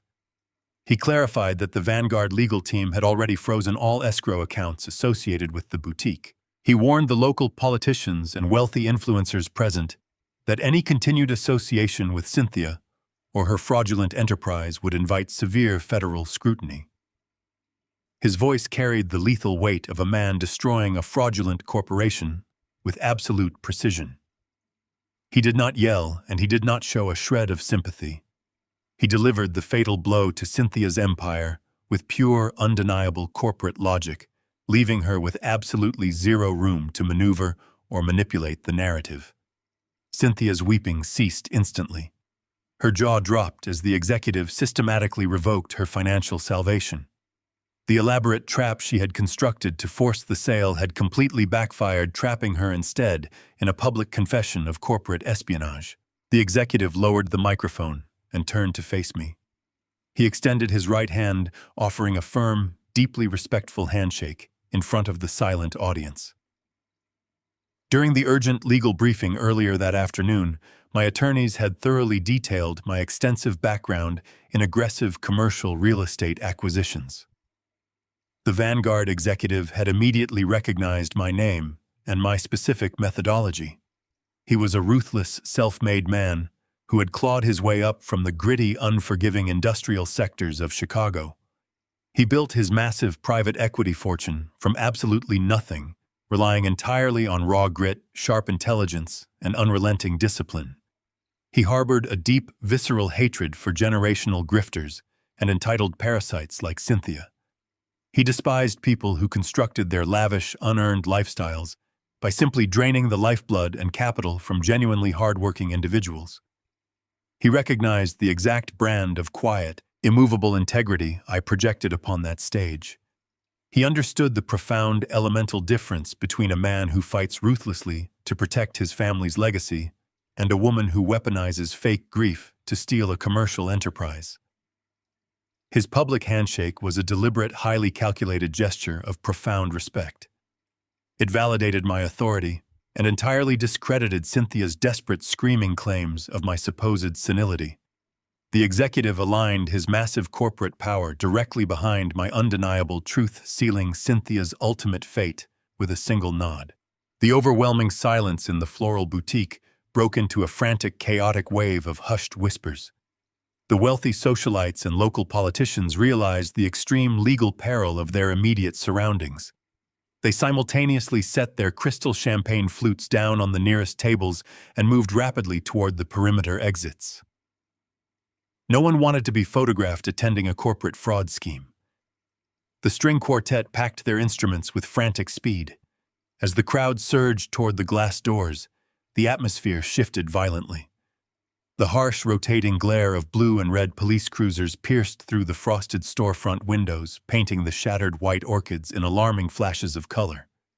3 heavy patrol vehicles aggressively barricaded the street, their sirens abruptly cutting the cold night air. Half a dozen uniformed police officers, flanked by plainclothes detectives from the district attorney's task force, stepped forcefully through the main entrance. They ordered the remaining guests to step aside, securing all exits with absolute tactical efficiency. Cynthia watched the officers march directly down the center aisle toward the stage. The terrifying reality of federal prison instantly crystallized in her mind. Her private security detail had abandoned her. Her foreign investors had publicly exposed her. Her forged documents were currently sitting in an evidence bag. Completely cornered and stripped of every possible defense, her sociopathic survival instinct triggered a final pathetic maneuver. She whipped her head around the stage and locked eyes with a terrified 20-year-old cashier who had been hired merely to manage the gala's coat check. Cynthia thrust a manicured finger directly at the trembling employee. She shrieked to the approaching detectives that the young girl was entirely responsible for the financial discrepancies, screaming that the cashier had been secretly embezzling the company funds for months. The young cashier shrank back against the heavy velvet drapes of the coat check station, her eyes wide with absolute terror as Cynthia thrust a manicured finger directly at her face. Cynthia did not hesitate for a single second to throw the innocent employee to the wolves. She spun toward the approaching detectives and unleashed a rapid, desperate torrent of highly fabricated accusations. Her voice pitched into a shrill, theatrical tone of betrayed trust. She claimed that this 20-year-old girl, a seasonal hire making minimum wage, was actually a sophisticated criminal mastermind who had been methodically embezzling from the company for months.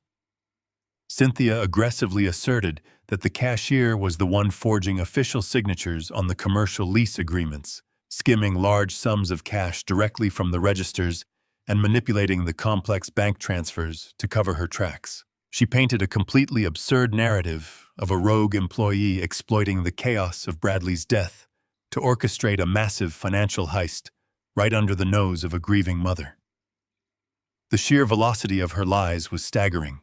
She demanded the officers arrest the girl immediately, insisting that the stolen life insurance funds and the forged private equity documents were all part of this minimum wage workers' elaborate scheme to sabotage the boutique's grand rebranding. She attempted to use the overwhelming confusion of the raided gala to cement her narrative, hoping the sheer audacity of the accusation would paralyze the authorities long enough for her to slip out of the tightening legal noose. The cashier burst into panicked tears, completely paralyzed by the sudden vicious spotlight and the terrifying presence of the armed police officers closing in around the stage. I did not allow this grotesque theater to continue for another moment. I stepped deliberately off the edge of the stage and walked directly into the path of the advancing detectives, placing my body squarely between the weeping cashier and Cynthia's vicious accusations. I shielded the terrified girl completely from the harsh glare of the police flashlights. I reached into the interior pocket of my charcoal suit jacket and produced a secondary highly secured manila folder. I handed it directly to the lead detective. I instructed him to ignore the desperate ravings of a cornered predator and read the authenticated digital forensics enclosed within. The folder contained meticulously compiled tracking logs provided by the elite cybersecurity expert I had hired 3 days prior. My expert had not simply traced the routing numbers to the mercenary security firm. He had executed a deep, comprehensive audit of the entire digital infrastructure surrounding the Floral Boutique's frozen accounts. The documents I handed to the authorities conclusively shattered Cynthia's entire fabricated narrative. The raw data proved that the highly sophisticated digital locks barring Naomi from the cloud storage systems had not been initiated from a store terminal. The encrypted logs explicitly mapped the complex bank transfers, the fraudulent wire requests, and the digital transmission of the forged Vanguard private equity contracts. Every single piece of malicious data, every fabricated email, and every unauthorized financial command traced back perfectly to a single localized IP address. I spoke with absolute clarity, ensuring my voice carried over the ambient noise of the raided room. I informed the detectives that the IP address responsible for the entirety of the corporate fraud was registered exclusively to Cynthia's private residential estate. The data proved beyond a shadow of a doubt that the 20-year-old cashier did not possess the physical proximity, the digital clearance, or the technological capability to execute the embezzlement. The forensic evidence locked Cynthia inside her own digital footprint. There was no rogue employee, no elaborate sabotage, and no convenient scapegoat left to sacrifice. I watched the lead detective scan the highlighted IP addresses and cross-reference them with the sworn affidavit from the cyber forensic firm. The raw, irrefutable mathematics of the digital trail completely dismantled Cynthia's frantic defense. Her words were entirely worthless against the weight of authenticated binary code. I turned slowly away from the detectives and locked my gaze directly onto Cynthia. I stared her down with a profound, freezing contempt. I have absolutely zero tolerance for cowards who attempt to sacrifice working-class people simply to save their own skin. Throughout my decades managing volatile commercial construction projects and ruthless corporate acquisitions across this city, I encountered dozens of wealthy entitled executives who viewed their employees as entirely disposable meat. Whenever a massive municipal project faced catastrophic financial failure or a lethal structural collapse, those executives always tried to throw the laborers, the foremen, and the junior administrative apprentices under the proverbial bus to protect their own golden parachutes. I spent my entire professional life actively shielding my crews from people exactly like her. I fought viciously in corporate boardrooms and municipal courtrooms to ensure that the men and women who physically built the empires were never punished for the elite's corrupt mismanagement. I recognized Cynthia's exact breed of parasitic cowardice instantly. She was perfectly willing to send an innocent, terrified 20-year-old girl to a federal penitentiary for a decade just to buy herself another 5 minutes of freedom. I looked at Cynthia and let her see the absolute, unwavering certainty in my eyes. I was never going to let her crush another innocent life beneath the wheels of her collapsing ego. The lead detective finished reviewing the authenticated tracking logs and closed the manila folder with a sharp, definitive snap. He handed the documents off to a subordinate and stepped squarely onto the stage, entirely ignoring Cynthia's continued breathless protests. He instructed her in a cold, practiced monotone to turn around immediately and place her hands behind her back. Cynthia froze her mouth, opening and closing in mute horror, as the physical reality of the moment finally crushed her delusions. She tried to step backward, but 2 uniformed officers flanked her, instantly grabbing her wrists with uncompromising force. The metallic click of the heavy steel handcuffs snapping shut around her wrists echoed sharply across the ruined stage.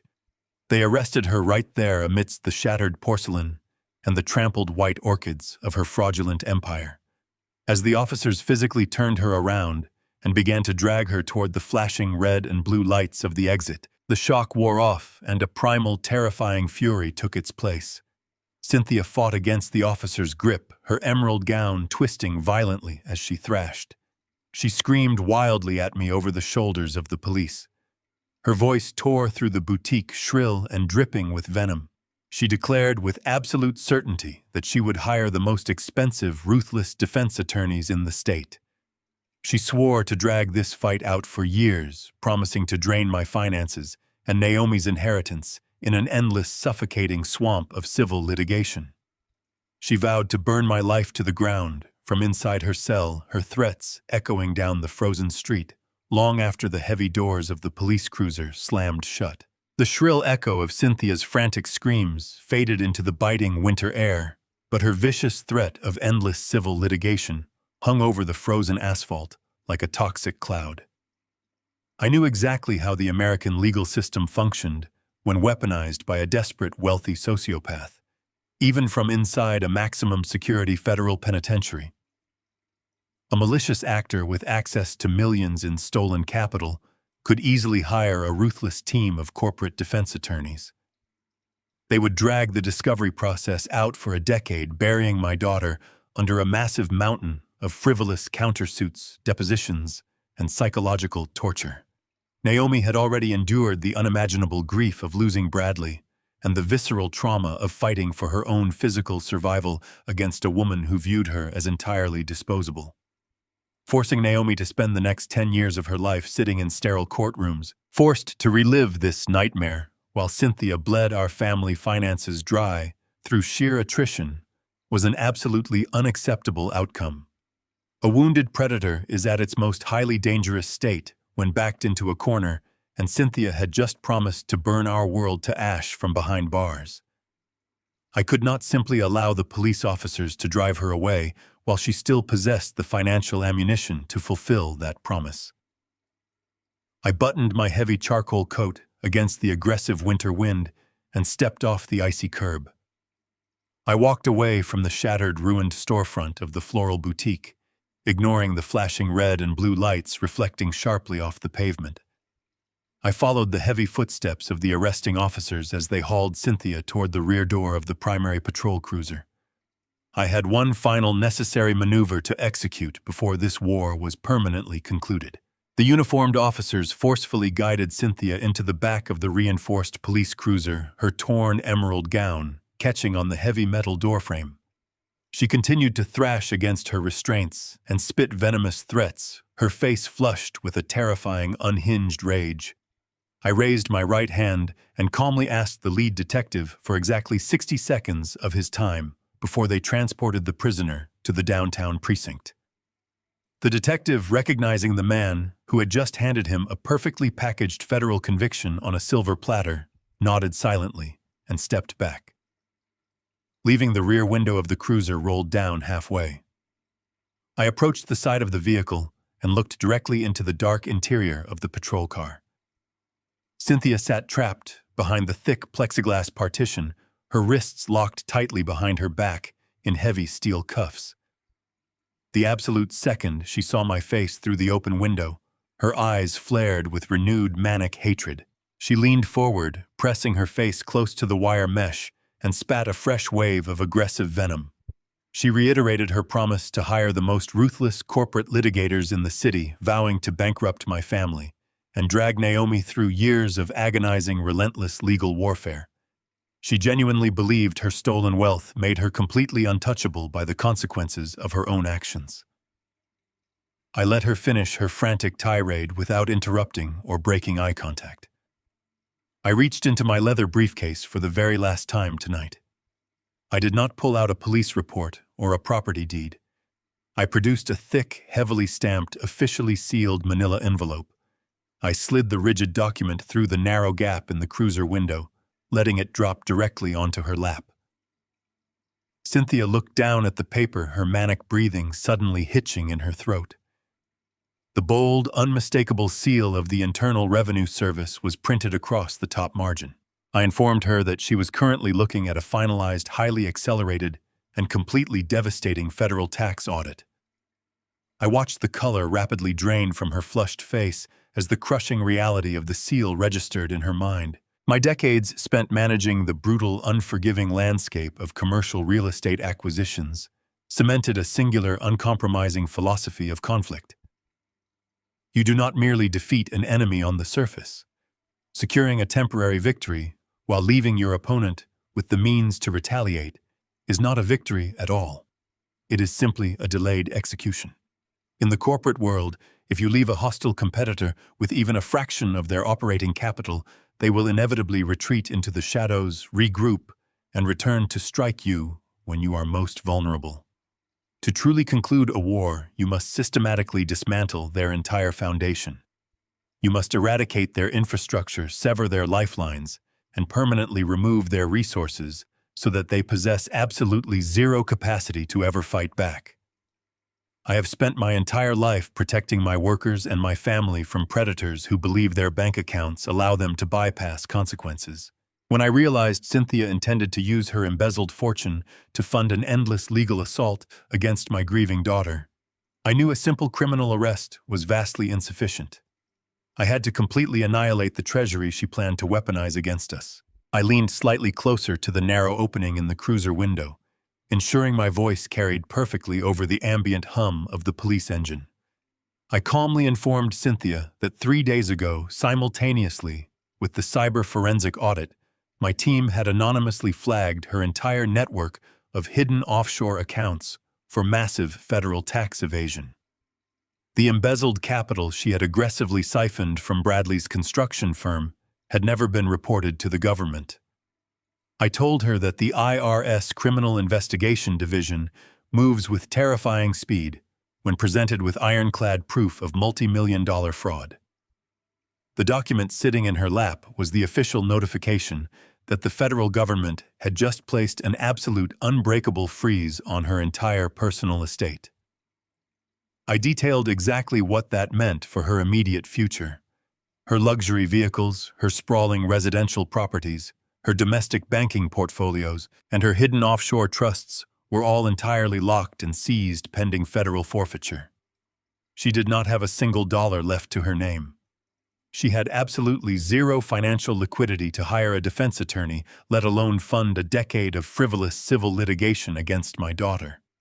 I had systematically stripped away the very armor she believed made her invincible, leaving her to face a mandatory federal prison sentence completely bankrupt, utterly powerless, and entirely alone.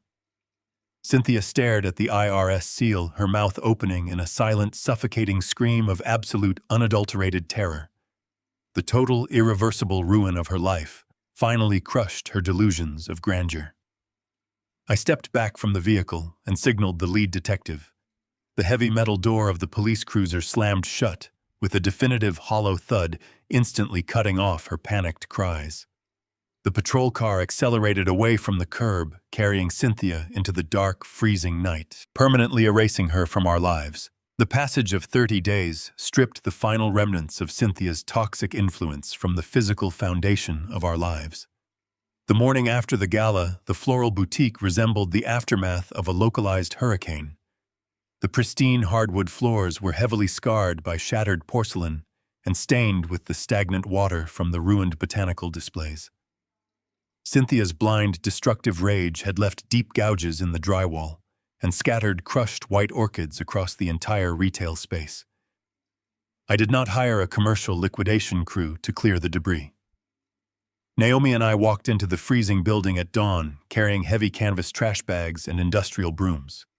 We spent a grueling, silent week physically sweeping the wreckage of the fraudulent empire out the back door. There is a profound, necessary catharsis in manual labor when it is tied directly to the reclamation of your own territory. We ripped up the damaged sections of the floorboards and scrubbed the glass displays until my knuckles ached. The ultimate physical purge occurred on a bitterly cold Thursday afternoon. I backed my Ford truck directly up to the front pavement, bolted a heavy steel chain to the bumper, and wrapped the opposite end around the gaudy, gold-plated sign Cynthia had bolted above the entryway. I shifted the truck into drive and applied steady, unyielding pressure to the accelerator. The heavy brick facade groaned before the metal brackets violently snapped. The massive sign crashed onto the frozen concrete with a hollow, satisfying thud.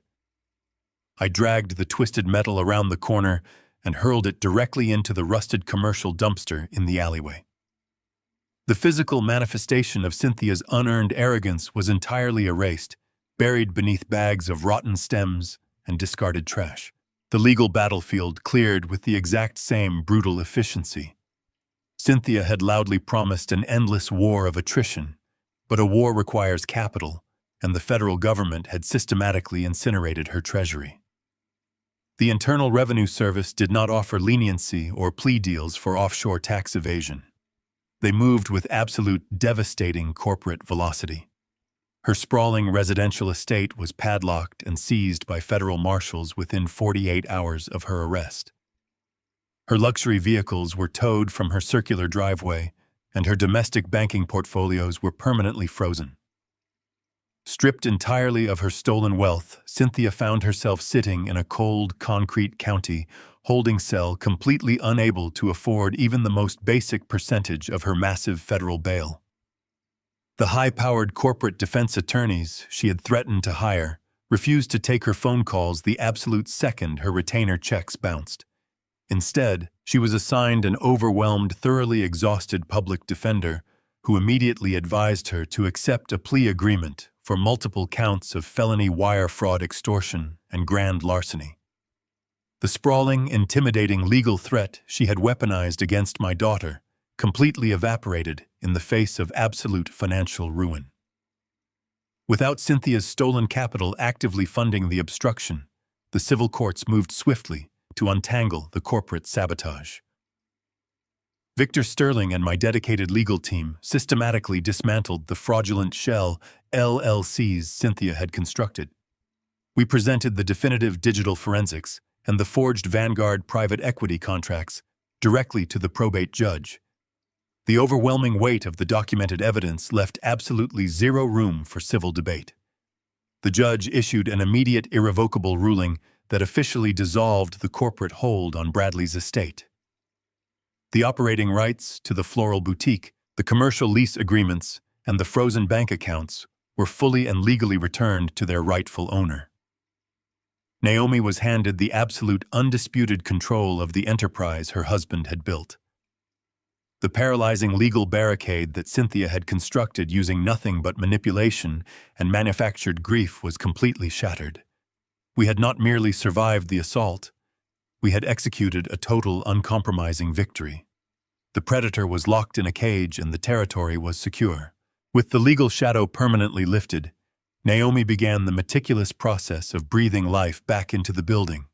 She bought gallons of warm, inviting paint and spent her evenings restoring the walls to the comfortable, grounded sanctuary Bradley had originally envisioned. I sat on a wooden stool near the loading dock, quietly watching my daughter work. She was no longer the fragile, paralyzed victim who had wept on the floor of my home office, willing to trade her entire future for a stolen piece of white gold. She moved with a newly forged, quiet resilience. During my decades managing volatile commercial construction projects, I made absolutely certain to bring Naomi to the active job sites. I wanted her to understand the smell of wet concrete and the rigid geometry of steel beams. I taught her that a structure built on a cracked foundation will inevitably collapse under the pressure of a severe storm. She had absorbed that lesson perfectly. She realized that Cynthia's entire existence was built on the unstable, rotting foundation of lies and entitlement, while our family operated on the bedrock of undeniable integrity. Naomi honored Bradley's memory not by clinging desperately to the tragic circumstances of his death, but by embodying the unbreakable strength required to protect his legacy. She had survived a ruthless predator by learning to stand her ground and fight with absolute precision. She had inherited my strength, and she wielded it flawlessly. The morning of the true reopening arrived without any extravagant fanfare or manufactured corporate press releases. The heavy glass doors unlocked at exactly 8 o'clock under the crisp, bright winter sun. The boutique smelled richly of damp earth, fresh cedar, and imported botanicals.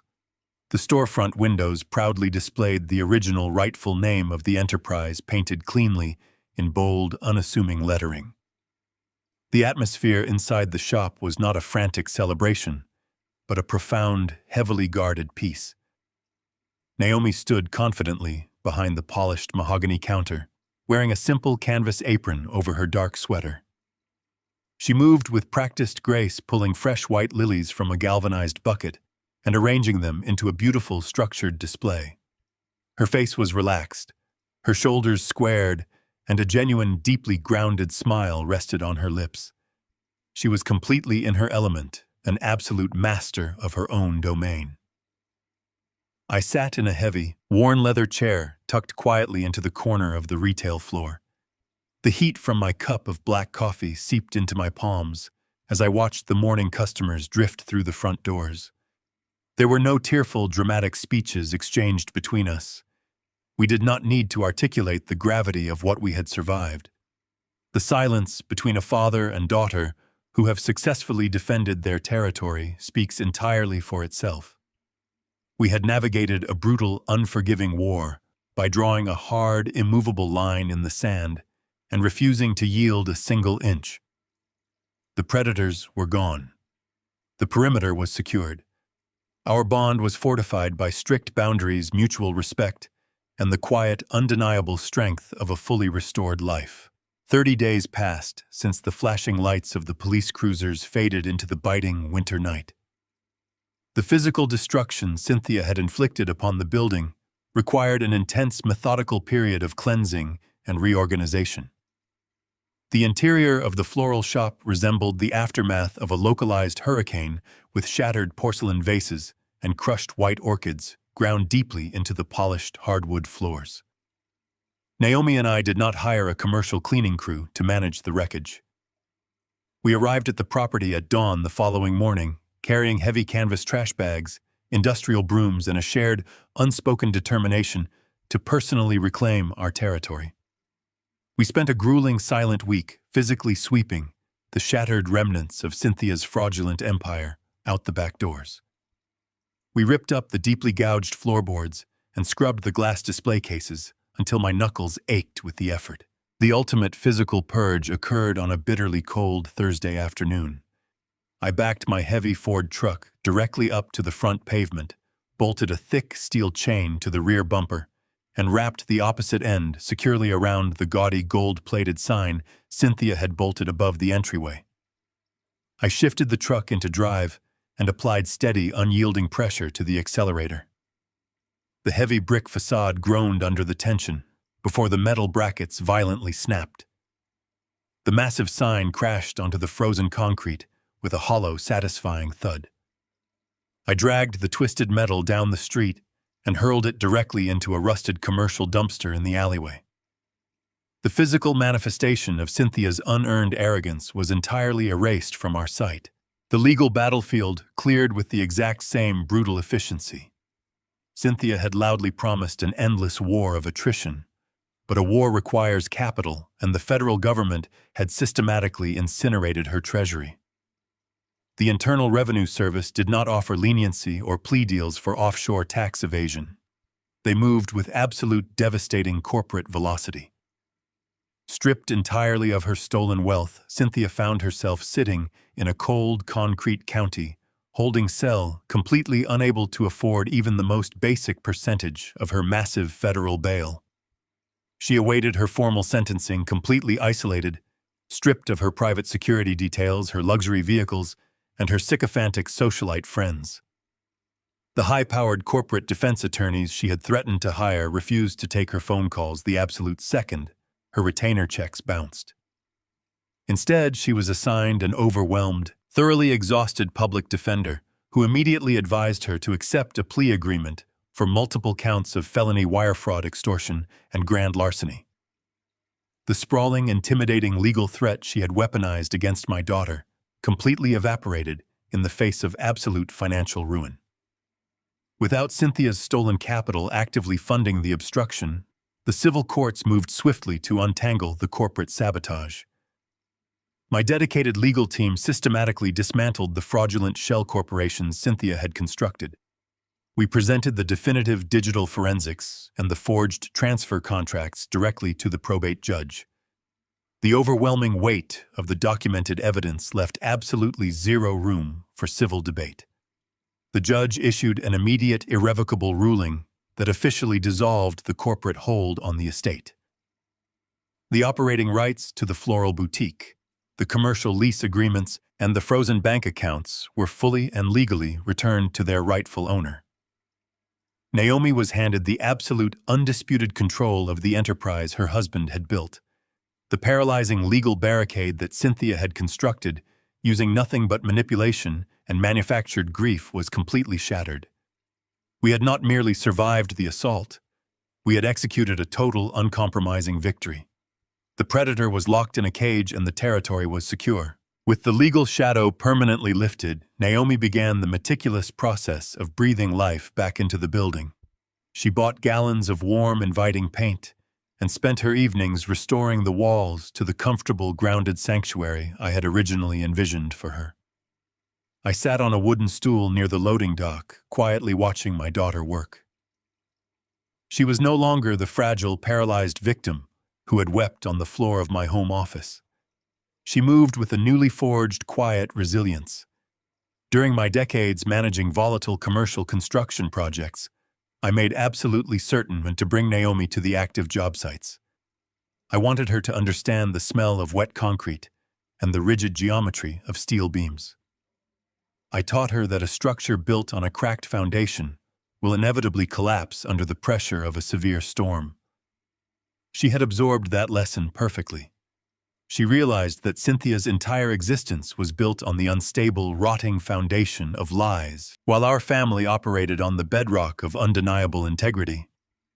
Naomi no longer looked like a widow drowning in grief. She moved with the strength and precise calculation she had inherited directly from me. The morning of the true reopening arrived without any extravagant fanfare or manufactured corporate press releases. The heavy glass doors unlocked at exactly 8 o'clock under the crisp, bright winter sun. The boutique smelled richly of damp earth, fresh cedar, and imported botanicals. The storefront windows proudly displayed the original rightful name of the enterprise painted cleanly in bold, unassuming lettering. The atmosphere inside the shop was not a frantic celebration, but a profound, heavily guarded peace. Naomi stood confidently behind the polished mahogany counter, wearing a simple canvas apron over her dark sweater. She moved with practiced grace, pulling fresh white lilies from a galvanized bucket and arranging them into a beautiful, structured display. Her face was relaxed, her shoulders squared, and a genuine, deeply grounded smile rested on her lips. She was completely in her element, an absolute master of her own domain. I sat in a heavy, worn leather chair tucked quietly into the corner of the retail floor. The heat from my cup of black coffee seeped into my palms as I watched the morning customers drift through the front doors. There were no tearful, dramatic speeches exchanged between us. We did not need to articulate the gravity of what we had survived. The silence between a father and daughter who have successfully defended their territory speaks entirely for itself. We had navigated a brutal, unforgiving war by drawing a hard, immovable line in the sand and refusing to yield a single inch. The narrative concluded with the quiet, profound peace of a restored life. Our bond was fortified by strict boundaries, mutual respect, and the undeniable strength required to protect what is truly yours.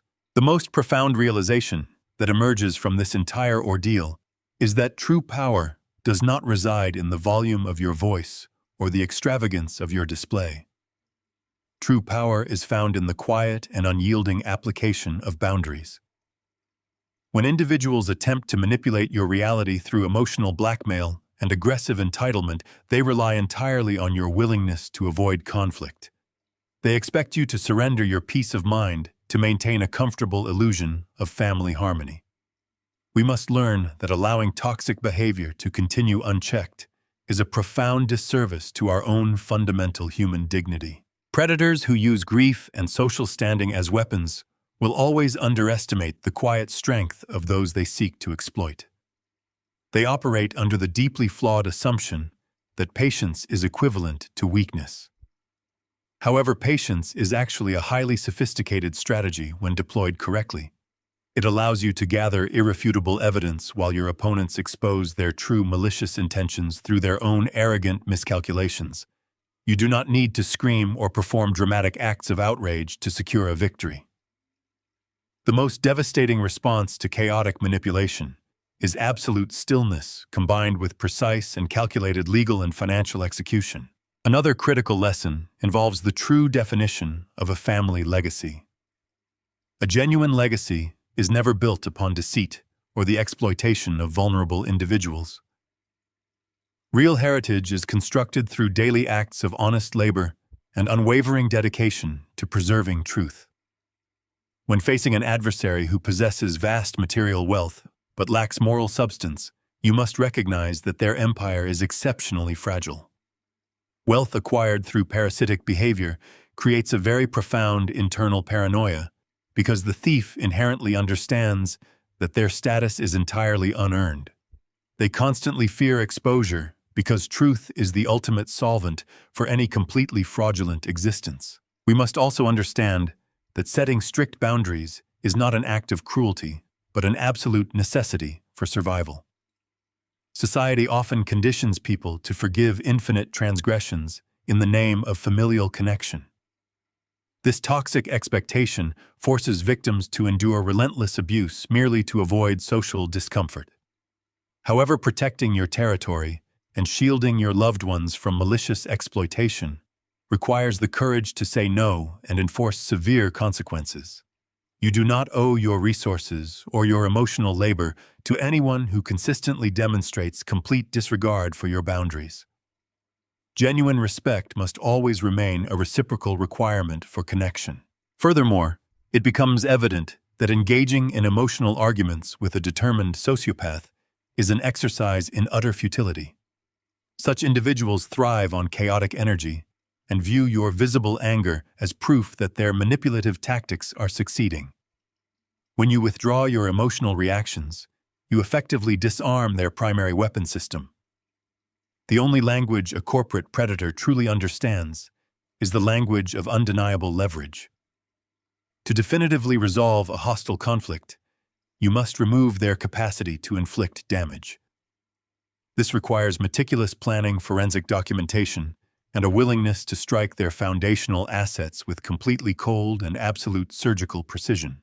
We must also acknowledge the vital importance of financial independence in securing personal freedom. When you allow another person to control your monetary resources, you essentially hand them the keys to your prison cell. Abusers utilize financial isolation to ensure their victims feel completely powerless and trapped within the toxic dynamic. Building a secure and independent reserve is the ultimate defense mechanism against any hostile while opportunistic predator. Knowledge regarding contracts, tax laws, and commercial real estate is not merely business acumen. This specific knowledge serves as an impenetrable shield that safeguards your physical sanctuary and your most vulnerable loved ones. Another reality to accept is that true healing requires action rather than passive mourning. A shattered environment cannot be restored simply by wishing for better circumstances. You must pick up the heavy tools and physically sweep the wreckage out of your life. The act of tearing down fraudulent monuments and scrubbing away the stains left by deceit is a profoundly therapeutic process. It reclaims the space and imprints your own genuine energy onto the very foundation. Moving forward effectively demands that you stop looking at yourself as a helpless victim and start operating as the primary architect of your recovery. It is also vital to comprehend that true strength does not require constant verbal validation. Those who possess genuine authority do not need to deliver grand emotional speeches to prove their dominance. Silence is frequently the most intimidating posture you can adopt against an aggressor who expects a chaotic response. A calm presence projects an aura of impenetrable confidence that inherently destabilizes a narcissistic opponent. When you operate with absolute factual certainty, your actions will naturally speak with a devastating volume. Letting the documented truth dismantle the falsehoods is always more effective than attempting to outshout a dedicated, habitual liar. Ultimately, the preservation of a peaceful life necessitates the ruthless elimination of toxic elements. You cannot negotiate with a parasite while allowing it to remain attached to your foundation. True closure is only achieved when the threat is permanently isolated and neutralized. This requires the fortitude to follow through with maximum legal consequences, regardless of the initial discomfort it may cause. The ultimate goal is not cruelty, but the uncompromising defense of your family and your sacred sanctuary.